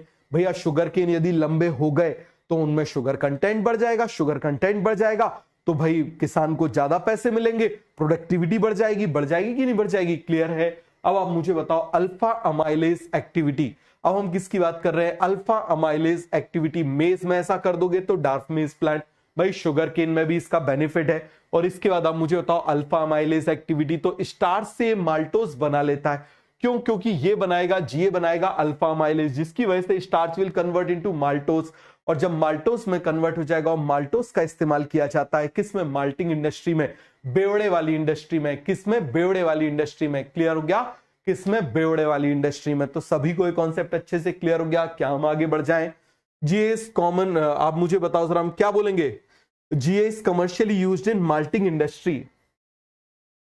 इंट्रोडक्शन ऑफ साइटोकाइनिन, हम किसकी बात कर रहे हैं? Introduction of cytokinin. तो in 1950s Skoog and coworker was working on tissue culture. किस पे वर्क कर रहे थे? टिश्यू कल्चर पे वर्क कर रहे थे। टिश्यू कल्चर का मतलब क्या होता है? किसी भी टिश्यू को एक मिनिमम उसमें क्या कराना, पूरा का पूरा उसको प्लांट में कन्वर्ट करना। इसको बोल देते हैं टिश्यू कल्चर। इसको क्या बोल देते हैं? Tissue culture. क्लियर हो गया? बन जाएगा। आगे बढ़े। अब देखो जरा, आप मुझे बताओ 1950s Skoog and co-worker working on tissue culture. तो इन्होंने क्या किया, ये जो यहां से पार्ट को निकाला, कैलस को निकाला। कैलस का मतलब क्या होता है? Meristematic tissue, undifferentiated meristematic tissue. Clear हो गया? अब ये जो मेरिस्टेमेटिक टिश्यू है, इसको यहां पर डाला, थोड़ी देर ग्रोथ हो गई। क्या हो गई? थोड़ी देर ग्रोथ हो गई। लेकिन उस ग्रोथ के बाद में, जैसे आप बोलते हो ना, शुरू में नंबर बढ़ते हैं फिर नहीं बढ़ते हैं, ठीक है? क्यों? क्योंकि तुमको फिर जरूरत पड़ती है हमारी, और तुम बात सुनते नहीं, और सुनते नहीं हो तो ग्रोथ होती नहीं है, सुन लोगे तो ग्रोथ हो जाएगी। समझ में आ रहा है? तो अब आप मुझे बताओ जरा, यहां पर क्या हो जाएगा? Growth stop after initial growth. अब इसमें कोकोनट मिल्क को ऐड कर दिया। जब कोकोनट मिल्क को ऐड कर दिया तो यहां पर ग्रोथ वापस रिटेन हो गई। But scientist fail to identify the substance which is responsible for this growth. But scientist ये सब्सटेंस को आइडेंटिफाई नहीं कर पाए। आगे आ जाओ। उन्होंने कोकोनट मिल्क को डाला, ग्रोथ हो गई। ईस्ट एक्सट्रैक्ट को डाला, ग्रोथ हो गई। वेस्कुलर कैम्बियम एक्सट्रैक्ट को डाला, तब भी ग्रोथ हो गई। तो बन जाएगा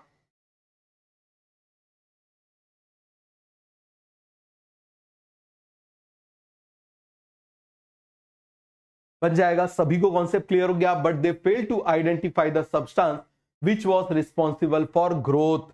क्लियर हो गया? मैं बिल्कुल ले लेता, लेकिन क्या है, जैसे चिकनगुनिया होता है ना, तो उस टाइप से था। तो मतलब 7-8-10 दिन बड़ी, मतलब 8-10 दिन बड़ी हालत खराब थी। मतलब ये समझ लो, पैर हाथ बिल्कुल जम के, वो जैसा पेन होता है ना बहुत भयंकर वाला, तो उस टाइप से जो है वो जम के वाला जो है ना वो पेन था, बहुत ही खतरनाक टाइप से। अभी भी जो है वो पैरों में बहुत ज्यादा पेन है, लेकिन जितनी देर बढ़िया आराम से पढ़ा सकते हैं उतनी देर तो आपको पढ़ाएंगे, ठीक है? तो बस कुछ दिन में और ठीक हो जाएंगे, 5-7 दिन में बिल्कुल जम के अच्छे से ठीक हो जाएंगे।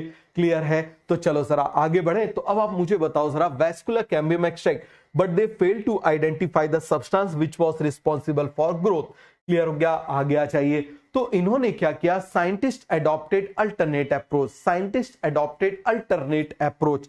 इन्होंने क्या अल्टरनेट अप्रोच लिया? इन्होंने हियरिंग फिश के स्पर्म को कलेक्ट किया।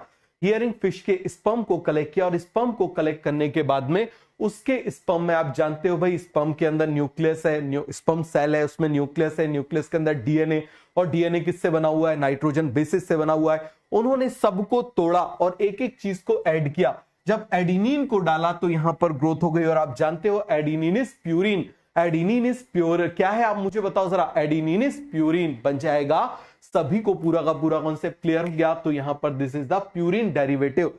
सभी को बात समझ में आ गई? फिर से देखो, ऑक्सिन को रिवाइज कराया है। एक बार जरा ऑक्सिन को लिख के रिवाइज करो इस तरीके से। एक बार जरा ऑक्सिन को लिख के रिवाइज कराओ, जल्दी से करो, फटाफट इसको लिख के रिवाइज करो।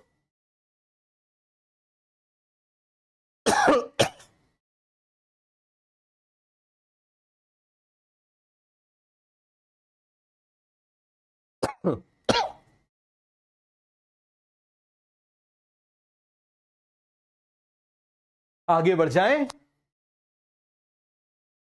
ये जीए का है, फटाफट जरा जीए को रीड करो। Tall pale sterile, bakanae, foolish seedling, Kurosawa. फिर आप मुझे बताओ more than 100, GA3, terpenoid, acetyl coenzyme, और जीए क्या हो जाएगा? Grapes and apple. बन जाएगा। Dormancy breaker, delay senescence, grape stem elongation 20 ton पर एकड़, बोल्टिंग, माल्टिंग इंडस्ट्री। बन जाएगा। Miller extracted substances from fragmented product of DNA which is derived from purine, adenine derivative. Clear हो गया? N6 फॉर्फ्यूरिल amino purine. अब देखो जरा, इस प्यूरिन का जो साइंटिफिक नेम होता है वो क्या होता है? N6 फॉर्फ्यूरिल amino purine. क्या नाम होता है? N6 फॉर्फ्यूरिल amino purine. फिर से मुझे इसका नाम बताओ। N6 फॉर्फ्यूरिल amino purine. क्लियर हो गया? और इसका नाम इन्होंने काइनेटिन रखा, but it is not natural cytokinin. याद रखना, ये नेचुरल साइटोकाइनिन नहीं है, क्योंकि नेचुरल वो कहलाता है जैसे हमारे अंदर, आप इस बात को समझना, हमारे अंदर ही ग्रोथ हार्मोन जो बन रहा है वो नेचुरल है, लेकिन प्लांट से निकाल के यदि हम लेंगे तो वो नेचुरल नहीं कहलाएगा। इसी तरीके से प्लांट के अंदर एनिमल से निकाला हुआ डाल रहे हैं तो नेचुरल नहीं है। नेचुरल साइटोकाइनिन किसने एक्सट्रैक्ट किया था? आप मुझे बताओ जरा, किसने किया था? मिलर ने। और क्या नाम रखा था? जियाटिन। क्या नाम रखा था? जियाटिन। क्लियर हो गया? आगे बढ़ जाए, आगे आ जाओ। अब मुझे बताओ साइटोकाइनिन। साइटोकाइनिन को बहुत अच्छे से समझना। हम किसकी बात कर रहे हैं? थोड़ी देर बैठ जाऊं क्या?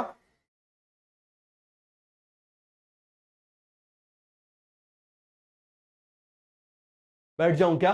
तो देखो जरा ध्यान से समझना, एक्चुअली दिक्कत पैरों में ही है जम के, है ना? तो ऐसे मैं आपको दिखाई दे रहा हूं साइड में।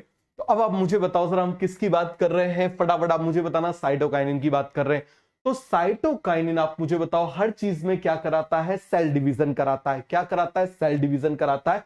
चाहे वो रूट हो, चाहे वो स्टेम हो, चाहे वो लीफ हो, चाहे वो फ्रूट हो, चाहे वो कोई भी चीज हो, उसमें वो क्या कराएगा? सेल डिवीजन कराएगा। क्लियर है? दूसरा इसका काम क्लोरोफिल प्रिजर्वेशन। सी से क्लोरोफिल प्रिजर्वेशन। बताओ जरा, हम किसकी बात कर रहे हैं? सी से क्लोरोफिल प्रिजर्वेशन। अब मुझे बताना जरा कैसे क्लोरोफिल को प्रिजर्व करेगा। यदि आप मुझे बताओ लीफ के ऊपर, यदि ये लीफ के ऊपर हम क्या कर दें? इसको स्प्रे कर दें, तो लीफ क्या होगी? आप मुझे बताना जरा। ये जो लीफ है इतने जल्दी मुरझाएगी नहीं, क्योंकि ये क्लोरोफिल बच जाएगा। क्लोरोफिल क्या हो जाएगा? आप मुझे बताइए जरा। बच जाएगा। तो सभी को एक कॉन्सेप्ट क्लियर हो गया, क्लोरोफिल प्रिजर्वेशन। आगे आ जाओ। अब मुझे बताओ सर, हम किसकी बात कर रहे हैं? यदि हम अकेले ऑक्सीजन को दे दें, यदि हम किसको दे दें? अकेले यदि हम ऑक्सीजन को दे दें, तो आप मुझे बताओ जरा क्या होगा? बिल्कुल ग्रोथ होगी। किसकी ग्रोथ होगी? आप मुझे बताओ जरा, अभी देख लेते हैं। अकेले साइटोकाइनिन को देंगे तो कोई ग्रोथ नहीं होगी। इस बात को समझना कि अकेले ऑक्सीजन को दे दो तो ग्रोथ हो जाएगी, लेकिन अकेले साइटोकाइनिन को दोगे तो ग्रोथ नहीं होगी। अब मुझे बताओ साइटोकाइनिन की अम्मा कौन है? ऑक्सीजन। साइटोकाइनिन की अम्मा कौन है? ऑक्सीजन। अकेला आप मुझे बताओ जरा, साइटोकाइनिन कोई काम नहीं करता, लेकिन अम्मा का अपोज करता है। ऑक्सीजन कराता है रूट की ग्रोथ, तो साइटोकाइनिन कराएगा किसकी? स्टेम की ग्रोथ, शूट की ग्रोथ। तो आप मुझे बताओ ऑक्सीजन प्लस साइटोकाइनिन में यदि साइटोकाइनिन का अमाउंट ज्यादा है तो किसकी ग्रोथ होगी? आप मुझे बताओ जरा। शूट की ग्रोथ होगी। लेकिन यदि ऑक्सीजन का अमाउंट ज्यादा है, ऑक्सीजन का अमाउंट ज्यादा है, क्लियर हो गया, तो क्या हो जाएगा? आप मुझे बताओ जरा। रूट की ग्रोथ होगी। और आप बोलोगे सर दोनों बराबर हो गया, तो यदि दोनों बराबर हो गया तो भैया एक कंफ्यूज आ जाएगा। कैलस की ग्रोथ करा देगा। किसकी ग्रोथ करा देगा? कैलस की ग्रोथ करा देगा। आगे आ जाओ। अब देखो जरा, एपिकल डोमिनेंस को कौन प्रमोट करता है? ऑक्सीजन। लेकिन उसको ब्रेक कौन करता है? साइटोकाइनिन। Very important point. आगे आ जाओ। अब मुझे बताओ साइटोकाइनिन को हमेशा च्यवनप्राश समझो, न्यूट्रिएंट मोबिलाइजेशन कराएगा। क्या कराएगा? आप मुझे बताओ जरा। न्यूट्रिएंट मोबिलाइजेशन करा देगा। आगे आ जाइए, ये इंपॉर्टेंट क्वेश्चन है। अब हम किसकी बात कर रहे हैं? इथाइलिन। तो देखो, इथाइलिन अकेला हार्मोन है जो गैसियस है। जो कैसा है? गैसियस है। ग्रोथ प्रमोटर भी है, ग्रोथ इनिबिटर भी है। इसका मेन फंक्शन आप मुझे बताओ क्या है? Fruit ripening. इसका मेन फंक्शन क्या है? Fruit ripening. बन जाएगा। आगे बढ़ जाए, चलो जरा। अब मुझे बताओ जरा, ये मैंने क्या बोला कि जैसे सपोज करो यहां पर ये बनाना है, इन बनाना के बीच में मान लो मैंने एक कच्चा ऑरेंज रख दिया। मैंने क्या रख दिया? एक कच्चा ऑरेंज रख दिया। तो क्या होगा? कुछ दिन बाद आप मुझे बताइए जरा, ये जो केले हैं ये सारे केले पक जाएंगे, क्योंकि ये एक सब्सटेंस रिलीज कर रहा है। और उस सब्सटेंस का नाम क्या है? आप मुझे बताइए जरा। इथाइलिन। बन जाएगा। बोलो जरा जल्दी से। तो देखो जरा, बन जाएगा। During ripening of fruit rate of respiration increase, process is called as respiratory climacterics. इस प्रोसेस को क्या बोल देते हैं? Respiratory climacterics. याद रखना, इसके ऊपर आज तक क्वेश्चन नहीं आया है। इसके ऊपर आज तक कोई क्वेश्चन नहीं आया है। ठीक है, आगे आ जाओ। अब आप मुझे बताओ, हम किसकी बात कर रहे हैं? इथाइलिन की सिंथेसिस को कौन प्रमोट करता है? तो इथाइलिन की सिंथेसिस को खुद प्रमोट करता है इथाइलिन। और कौन प्रमोट करता है? सबकी अम्मा ऑक्सीजन। लेकिन रोकता कौन है? CO2 और सिल्वर। इसीलिए आप देखो जरा, सिल्वर की जो प्लेट इसीलिए लगाते हैं जिससे कि मतलब वो जो मिठाई वगैरह होती है ना, वो खराब ना हो जाए। वो उसके अंदर जो ड्राई फ्रूट है वो और ज्यादा जल्दी से क्या, और ज्यादा ना राइप हो जाए। तो उसको रोकने का काम कौन करता है? इथाइलिन। आगे आ जाओ। अब मुझे बताओ जरा, इसको याद रखने का निमोनिक्स क्या था? फिर से आप मुझे बताइए। Dear best friends. क्या निमोनिक्स था इसका? डियर बेस्ट फ्रेंड या डियर बॉयफ्रेंड्स? बोलो जरा जल्दी से, क्या इसका निमोनिक्स था? Dear best friends. मैं समझ रहा हूं, बस कुछ दिन और। ठीक है, कुछ दिन और। मुझे पता है तुम लोग बिल्कुल भरे बैठे हुए हो। ठीक है, कॉलेज में जाके तुमको उत्पात मचाना है। बस कुछ दिन की और बात है, कुछ दिन की और बात है। कुछ दिन के लिए जो है सब्र कर लो। इतना सब्र किया है तो मुझे बताओ, डी से डॉर्मेंसी ब्रेकर किस किस में डॉर्मेंसी को ब्रेक करेगा? पोटैटो में, पीनट में। किस में ब्रेक करेगा? पोटैटो में, पीनट में। तो ये फंक्शन ऑक्सीजन का उल्टा हो गया। इथाइलिन। इथाइलिन ये क्या कराएगा? इलोंगेशन कराएगा। किसमें? इंटरनोड इन डीप वाटर राइस प्लांट क्या कराएगा, elongation of deep water rice plant internode का। ए से आ जाओ एब्सेशन। अब एब्सेशन किस किस में कराता है, वॉलनट में, चेरी में, कॉटन में। नाम बताओ जरा जल्दी से, वॉलनट में, कॉटन में, चेरी में। क्लियर हो गया, वॉलनट में, कॉटन में, चेरी में। सभी को कॉन्सेप्ट क्लियर हो गया, क्या हो जाएगा मुझे बताओ जरा, वॉलनट में, कॉटन में, चेरी में। क्लियर हो गया। इसके बाद आप मुझे बताओ root growth and root hair growth. देखो एग्जामिनर आपसे पूछ सकता है which hormone is responsible for increase surface area. तो सरफेस एरिया रूट हेयर से बढ़ता है। सरफेस एरिया किससे बढ़ता है, रूट हेयर से बढ़ता है। तो आप मुझे बताओ ये काम कौन करेगा, ये काम कौन करेगा, इथाइलिन। फिर आप मुझे बताओ बायोसी, क्योंकि ये गैसियस हार्मोन है। क्योंकि ये कैसा हार्मोन है, आप मुझे बताओ जरा, गैसियस हार्मोन है। और तो गैसियस हार्मोन की वजह से, जैसे आप मुझे बताओ अपने लाइफ जैकेट देखिए उसमें क्या होती है। आप यदि कभी फ्लाइट में गए होगे तो जो मैडम आती है, ठीक है, वो मैडम आती है, वो बताती हैं कि अपनी कुर्सी की पेटी को ऐसे अपने ऊपर डाल दे, नहीं उसको क्या बोलते हैं, लाइफ जैकेट को, सुरक्षा पेटी को अपने ऊपर ऐसे डाले, और उसके बाद में जब तक गेट ना खुले तब तक आप इसको ना फुलाएं। फुलाने के लिए इस तरीके से बोलते हैं कि नहीं बोलते। तो उसमें क्यों वो फुलाने के लिए बोलते हैं, क्योंकि वो गैस क्या करेगी, एयर आपको डूबने नहीं देगी, वो एयर आपको डूबने नहीं देगी। फिर आ जाओ flowering in pineapple and mango. हम किसकी बात कर रहे हैं, पाइनएप्पल एंड मैंगो। लास्ट आ जाएगा सेक्स डोमिनेशन इन कुकुरबिटा फैमिली। तो कुकुरबिटा फैमिली का मतलब क्या हो जाता है मुझे बताओ, से ककड़ी, ठीक है, क्या हो जाता है, ककड़ी। आगे आ जाओ। अब देखो जरा, यदि जीए का स्प्रे करेंगे तो मेल फ्लावर बनेगा, लेकिन यदि आप मुझे बताओ इथाइलिन का स्प्रे करेंगे तो फीमेल फ्लावर बनेगा। और आप जानते हो फीमेल फ्लावर ही किसमें कन्वर्ट हो जाता है, female flower will convert into fruit. तो हम चाहते हैं ज्यादा कुकुम्बर हो, ज्यादा खीरे हो। तो इसका मतलब आप मुझे बताओ जरा क्या होगा, क्या चाहिए, किसका स्प्रे करना है, इथाइलिन का। आगे आ जाओ। अब मुझे बताओ इथोफोन। इथोफोन क्या होता है, एक केमिकल सब्सटेंस होता है जिसको पानी में मिला के रूट के पास में डाल देते हैं। ये धीरे धीरे धीरे धीरे धीरे धीरे धीरे धीरे आप मुझे बताइए क्या रिलीज करता है, थाइलिन को रिलीज करता है। और जब ये धीरे धीरे धीरे धीरे थाइलिन को रिलीज करेगा तो इसकी वजह से आप मुझे बताओ जरा क्या हो जाएगी, राइपनिंग हो जाएगी। आगे आ जाइए। अब आप मुझे बताओ जरा इसका बायो ऐसे क्या था, ट्रिपल रिस्पॉन्स। ये 3 तरह के रिस्पॉन्स देता है। सबसे पहले वर्टिकल ग्रोथ को रोक देगा, फिर हॉरिजॉन्टल ग्रोथ को थोड़ा बढ़ा देगा, और फिर हुक फॉर्मेशन कर देगा। क्या कर देगा आप मुझे बताओ जरा, हुक फॉर्मेशन कर देगा, बन जाएगा। आगे आ जाओ। अब मुझे बताओ किसकी बात कर रहे हैं, एबीए की बात कर रहे हैं। क्या था, मेड एसआई। एबीए का क्या था आप मुझे बताओ जरा, मेड एसआई क्या था, फिर से आप मुझे बताओ जरा, मेड एसआई। एम से मेटाबॉलिज्म को भी इनहिबिट करेगा। एब्सेशन भी आप मुझे बताइए जरा क्या करेगा, एब्सेशन भी आप मुझे बताइए जरा बढ़ाएगा। डोरमेंसी को प्रमोट करेगा, स्टोमेटा को क्लोज कर देगा, और इनिबिशन ऑफ जर्मिनेशन, हर चीज रोकेगा। लिखो एक बार जरा इसको जल्दी से। अब आप मुझे बताओ जरा, ये सारे फंक्शन है। ये देखो जरा, लीफ को कैसे गिरा देता है, chlorophyll. Chlorophyll will convert into carotenoid and carotenoid will convert into ABA. This point is very important, एक बार लिखो इसको।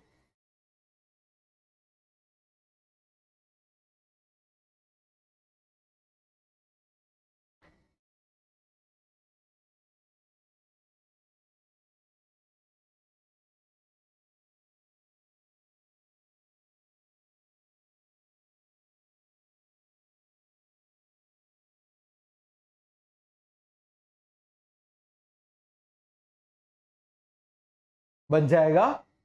आगे बढ़ जाए, चलो जरा। तो याद रखना एबीए को कौन बनाता है, कैरोटिनॉइड। अब आप मुझे बताओ, स्टोमेटा क्लोज कर देगा, क्यों, क्योंकि एबीए रिमूव कर देता है पोटेशियम आयन। और जैसे ही पोटेशियम आयन को रिमूव करेगा, जैसे ही आप मुझे बताइए,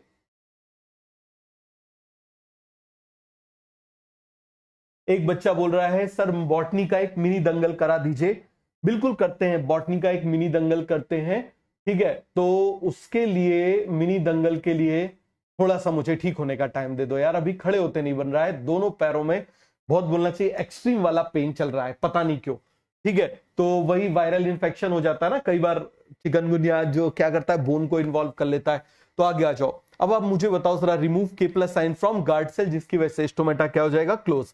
बस मुझे 4-5 दिन, 5-6 दिन का थोड़ा सा टाइम दे देना, करेंगे। अब देखो ये बहुत ज्यादा इंपॉर्टेंट है, बहुत ही ज्यादा इंपॉर्टेंट है। ऑक्सिन, आप मुझे बताओ ऑक्सिन का प्रिकर्सर कौन है, ट्रिप्टोफैन। जीए का कौन है, एसिडाइल कोएंजाइम। इसका N6 फॉर्फ्यूरिल अमीनोप्यूरिन, उसका मीथियोनिन, उसका कैरोटिनॉइड। क्लियर हो गया। इसका avena curvature, dark mess plant और alpha amylase activity, chlorophyll preservation, triple response, stomatal closure. बेटा इसको अभी 5 बार लिखो, इसको 5 बार लिखो जरा जल्दी से, 5 बार इसको लिखो। समझ में आ गया? मैं पूरी की पूरी जो है वो बढ़िया से तैयारी उसके लिए कर रहा हूं कि मैं आपको एक तरफ से क्वेश्चंस के फॉर्म में जो मैं आपको पूरी की पूरी जो है वो बॉटनी करा दूंगा। ठीक है, क्या करा दूंगा? पूरी की पूरी मैं आपको बढ़िया से बॉटनी करा दूंगा क्वेश्चंस के फॉर्म में।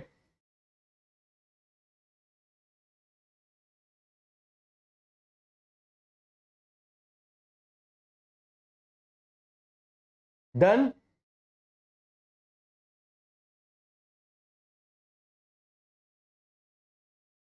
आगे बढ़ जाए?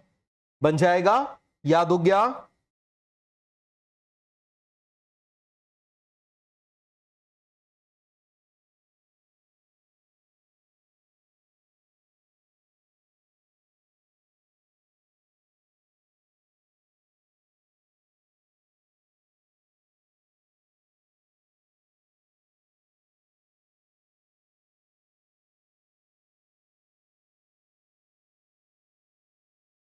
बन जाएगा?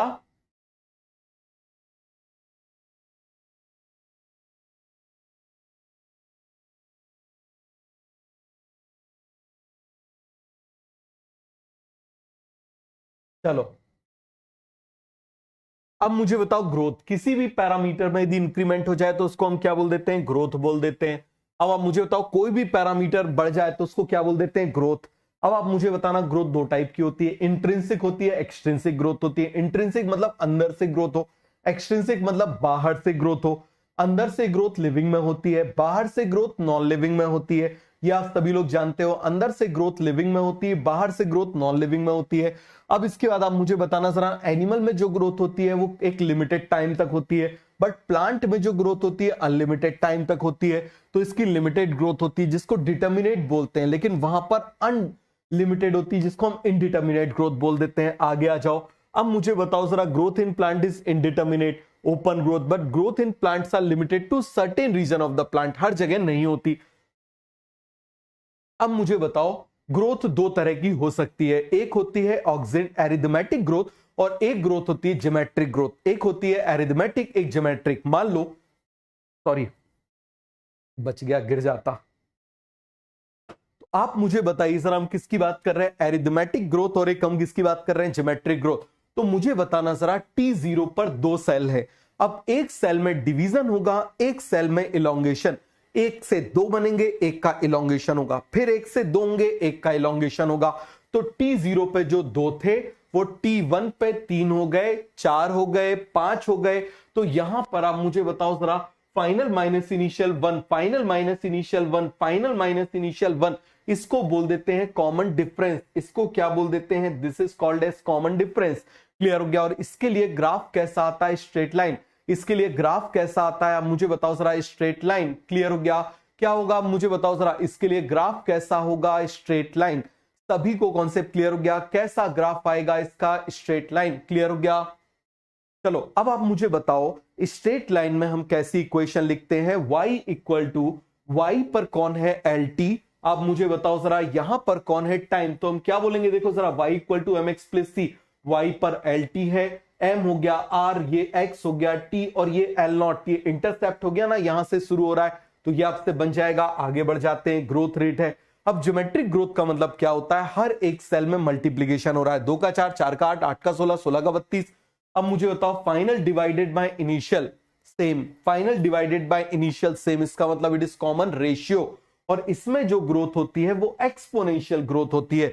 लेकिन हमेशा याद रखना, एक्सपोनेंशियल ग्रोथ पहुंचने के लिए आपको लैग फेज का सामना करना पड़ेगा। आपको किस फेज का सामना करना पड़ेगा? लैग फेज का सामना करना पड़ेगा। सभी को कॉन्सेप्ट क्लियर हो गया? तो पहले आप मुझे बताओ जरा, लैग फेज आएगा, फिर लॉग फेज आएगा, फिर स्टेशनरी फेज आएगा। पहले लैग फेज आएगा, फिर लॉग फेज आएगा, फिर स्टेशनरी फेज आएगा। पहले लैग फेज आएगा, फिर लॉग फेज आएगा, फिर स्टेशनरी फेज आएगा। तो सभी को एक कॉन्सेप्ट अच्छे से क्लियर हो गया कि नहीं हो गया? ईमानदारी से मुझे बता दीजिए, सभी को एक कॉन्सेप्ट क्लियर हो गया या नहीं हो गया? और इसका शेप कैसा आ रहा है? सिग्मॉइड या फिर एस शेप। क्लियर है? इसकी इक्वेशन क्या हो जाएगी? WT W0 ERT। क्लियर हो गया? अब मुझे बताओ, आप ये इसका हो जाएगा, और यदि आप इसका लॉग ले लोगे तो वापस स्ट्रेट लाइन आ जाएगा। लॉग लेना आता है, बोलो जरा, लॉग लेना आता है, log W T, log W not plus R T, और यहां पर लॉग ई की वैल्यू 1 हो जाती है, तो यहां पर ये सभी को बन जाएगा, बोलो जरा जल्दी से, log W not plus R T. तो हमेशा लॉग का ग्राफ स्ट्रेट लाइन आता है। अब फेजेस ऑफ ग्रोथ, अब हम किसकी बात कर रहे हैं, फेजेस ऑफ ग्रोथ की बात कर रहे हैं। ठीक है, मैं बैठ जाता हूं, एक्चुअली चक्कर ऐसे। तो आप मुझे बताना सर, हम किसकी बात कर रहे हैं, फेजेस ऑफ ग्रोथ। पहला हो जाएगा मेरिस्टेमेटिक फेज, दूसरा हो जाएगा इलोंगेशन फेज, और तीसरा हो जाएगा मैच्योरेशन फेज। पहला हो जाएगा मेरिस्टेमेटिक, दूसरा हो जाएगा इलोंगेशन, तीसरा हो जाएगा मैच्योरेशन। पहला मेरिस्टेमेटिक, दूसरा इलोंगेशन, तीसरा मैच्योरेशन। क्लियर हो गया, पहला मेरिस्टेमेटिक, दूसरा इलोंगेशन, तीसरा मैच्योरेशन। अब मुझे बताओ जरा, यहां पर मेरिस्टेमेटिक में क्या होता है, they are not VIP, cell thin होते हैं, सेल थिन होते हैं और मल्टीप्लाई करते हैं, वीआईपी नहीं होते, मतलब वैक्यूल नहीं होता, इंटरसेलुलर स्पेस और प्लास्टिड नहीं होता, इनके कोई आप मुझे बताओ जरा, सभी को क्लियर हो गया कि नहीं हो गया, थिन वॉल डेंस साइटोप्लाज्म और अबंडेंट प्लाज्मोडेस्मेटल कनेक्शन होते हैं। क्यों प्लाज्मोडेस्मेटल कनेक्शन होते हैं, क्योंकि आप देखो जरा, ये थिन होते हैं तो ज्यादा प्रोटोप्लाज्मिक कनेक्शन आसानी से बन जाते हैं।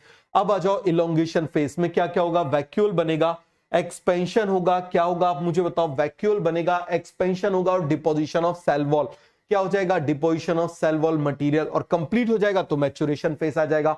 अब मैच्योरेशन दो टाइप का हो जाता है, एनाटॉमिकल एंड फिजियोलॉजिकल। कैसा हो जाएगा, दो टाइप का, एनाटॉमिकल एंड फिजियोलॉजिकल बन जाएगा। आगे आ जाओ, वैक्यूलाइजेशन, एक्सपेंशन, वैक्यूल की वजह से एक्सपेंशन, डिपोजिशन शुरू और सब कुछ कंप्लीट वहां पर हो जाएगा। आगे आ जाओ, death of protoplasm due to deposition. आगे आ जाओ, अब मुझे बताओ एनाटॉमिकल का मतलब क्या हो जाता है, मैच्योरेशन। भाई प्राइमरी मेरिस्टेम से प्राइमरी परमानेंट में कन्वर्ट हो गया, प्राइमरी परमानेंट से सेकेंडरी मेरिस्टेम में हो गया, सेकेंडरी मेरिस्टेम से सेकेंडरी परमानेंट में हो गया।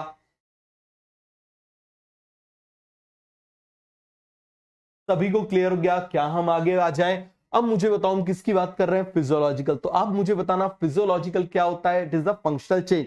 फिजियोलॉजिकल क्या होता है, मुझे बताओ जरा, फंक्शनल चेंज होता है। क्लियर हो गया, तो मेरिस्टेम आप मुझे बताइए किस में कन्वर्ट हो गया, परमानेंट में। तो कुछ फंक्शन भी करेंगे ना, जैसे पहले आप छोटे थे अब आप बड़े हो गए, ये एनाटॉमिकल चेंज हो गया, लेकिन पहले आप काम अलग करते थे अब काम अलग कर रहे हो, दिस इज फिजियोलॉजिकल चेंज। समझ में आ गया, आगे आ जाओ।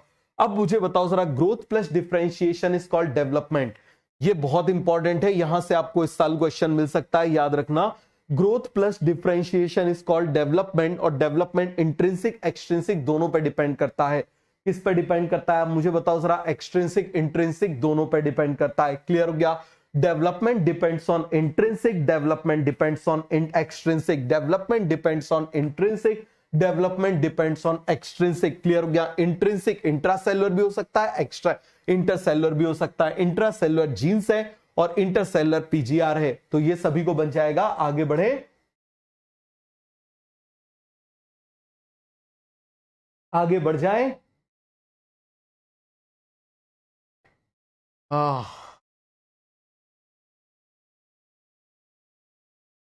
इसको लिखो बेटा, इसको 5 बार लिखो, ये इंपॉर्टेंट है, आपको यहां से इस साल इसमें से क्वेश्चन मिल सकता है।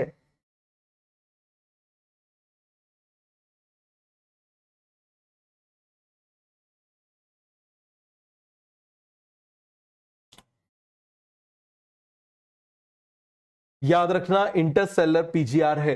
अब आप मुझे बताओ, ग्रोथ प्लस डिफरेंशिएशन, ये सब कुछ बता दिया मैंने, ये देखो उस समय भी लिखा हुआ है नीट 2024। ठीक है, एक्सट्रिंसिक फैक्टर आप जानते ही हो। आगे आ जाओ, एब्सोल्यूट ग्रोथ का मतलब क्या होता है, समझना जरा। एब्सोल्यूट मतलब टोटल ग्रोथ, टोटल टाइम, अभी तक कितनी ग्रोथ हुई, कितने टाइम में हुई, या फिर एक साल में कितनी ग्रोथ हुई, इसको भी क्या बोल देते हैं, एब्सोल्यूट ग्रोथ।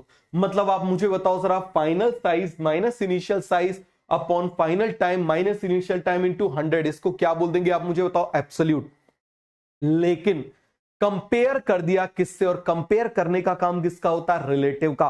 कंपेयर कर दिया किसी से और कंपेयर करने का काम किसका होता है, रिलेटिव का। क्लियर हो गया, तो अब आप मुझे बताओ, यहां पर रिलेटिव ग्रोथ का मतलब क्या हो जाएगा, इस टोटल ग्रोथ में इनिशियल साइज को डिवाइड कर दो, final size initial size minus upon initial size into 100, तो इसको क्या बोलेंगे, रिलेटिव ग्रोथ। तो अब आप देखना, आप यहां पर देखो, ये दो केस हैं, एक 5 से 10 बना, एक 50 से 55 बना। दोनों केस में आप मुझे बताओ जरा, एब्सोल्यूट ग्रोथ भी निकालो, रिलेटिव ग्रोथ भी निकालो। दोनों ही केस में एब्सोल्यूट ग्रोथ आप मुझे बताओ जरा 500 आ रही कि नहीं आ रही, लेकिन रिलेटिव ग्रोथ देखो 100 और यहां पर 10 आ रही है, कम कर दिया ना, कम कर दिया कि नहीं कर दिया? तो आप मुझे बताना, रिलेटिव का काम है चीजों को कम कर देना। आगे आ जाओ। अब प्लास्टिसिटी का मतलब क्या होता है? देखो प्लास्टिसिटी का मतलब होता है plant follow different pathway in response to the different substance, different ages या डिफरेंट एनवायरमेंट। इसको क्या बोल देते हैं? प्लास्टिसिटी। और प्लास्टिसिटी प्लांट में कौन रिप्रेजेंट करता है? हेट्रोफिली। 2020, 2021, 2022 3 साल लगातार इसके ऊपर क्वेश्चन आया है। समझ में आ गया? हेट्रोफिली मतलब डिफरेंट लीफ। अब ये दो तरह की होती है, एक होती है डेवलपमेंटल और एक होती है कौन सी? इन्वायरमेंटल।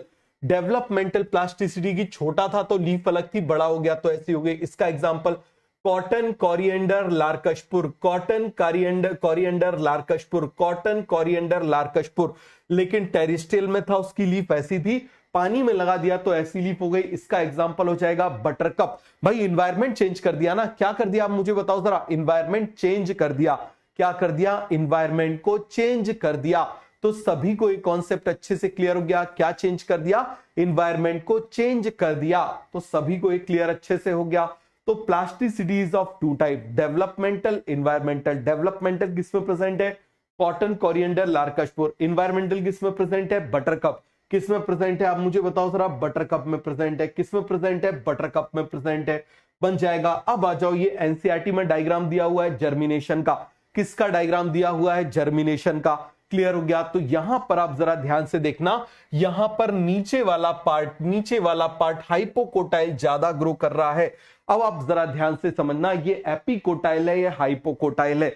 यदि मुझे बताओ हाइपोकोटाइल ज्यादा ग्रो कर जाएगा तो ये जमीन के ऊपर आ जाएगा, इसको बोलेंगे एपीजियल जर्मिनेशन। क्या बोलेंगे इसको? Epigeal germination. नीचे से ज्यादा ग्रोथ हुई तो ऊपर आ गया एपीजियल जर्मिनेशन, ऊपर ज्यादा ग्रोथ हुई तो नीचे चला गया हाइपोजियल जर्मिनेशन, नीचे से ग्रोथ ज्यादा हुई ऊपर चला गया एपीजियल जर्मिनेशन, ऊपर से ग्रोथ ज्यादा हुई नीचे चला गया हाइपोजियल जर्मिनेशन। क्लियर हो गया? बन जाएगा। तो यहां पर हमारा ये चैप्टर हो गया फिनिश। क्या हो गया? यहां पर हमारा ये चैप्टर हो गया फिनिश। क्लियर है? तो हमारी पूरी फिजियोलॉजी कंप्लीट हो गई। कल हम करेंगे एनाटॉमी। कल हम क्या करेंगे? प्लांट एनाटॉमी करेंगे। और यदि एनाटॉमी के साथ में टाइम मिल गया तो मॉर्फोलॉजी को भी कर लेंगे। सभी को ये बात अच्छे से समझ में आ गई। उसके बाद में नेक्स्ट वाले में प्लांट किंगडम कर लेंगे। क्या कर लेंगे? नेक्स्ट लेक्चर में प्लांट किंगडम कर लेंगे। और उसके बाद में मुझे कुछ दिन का टाइम देना, मैं थोड़ा सा ठीक हो जाऊं। और उसके बाद में हम लोग क्या करेंगे? बढ़िया से क्वेश्चंस की प्रैक्टिस। एक भी क्वेश्चन आप देख लेना बाहर नहीं आएगा उन क्वेश्चंस की। हर चैप्टर से ज्यादा नहीं, मैं आपको 40-40, 50-50 क्वेश्चंस कराऊंगा। बढ़िया अच्छी क्वालिटी के क्वेश्चंस कराऊंगा, आपसे सब कुछ बन जाएगा। क्लियर हो गया? तो चलो मिलते हैं नेक्स्ट क्लास में। Okay, bye bye, thank you, good night.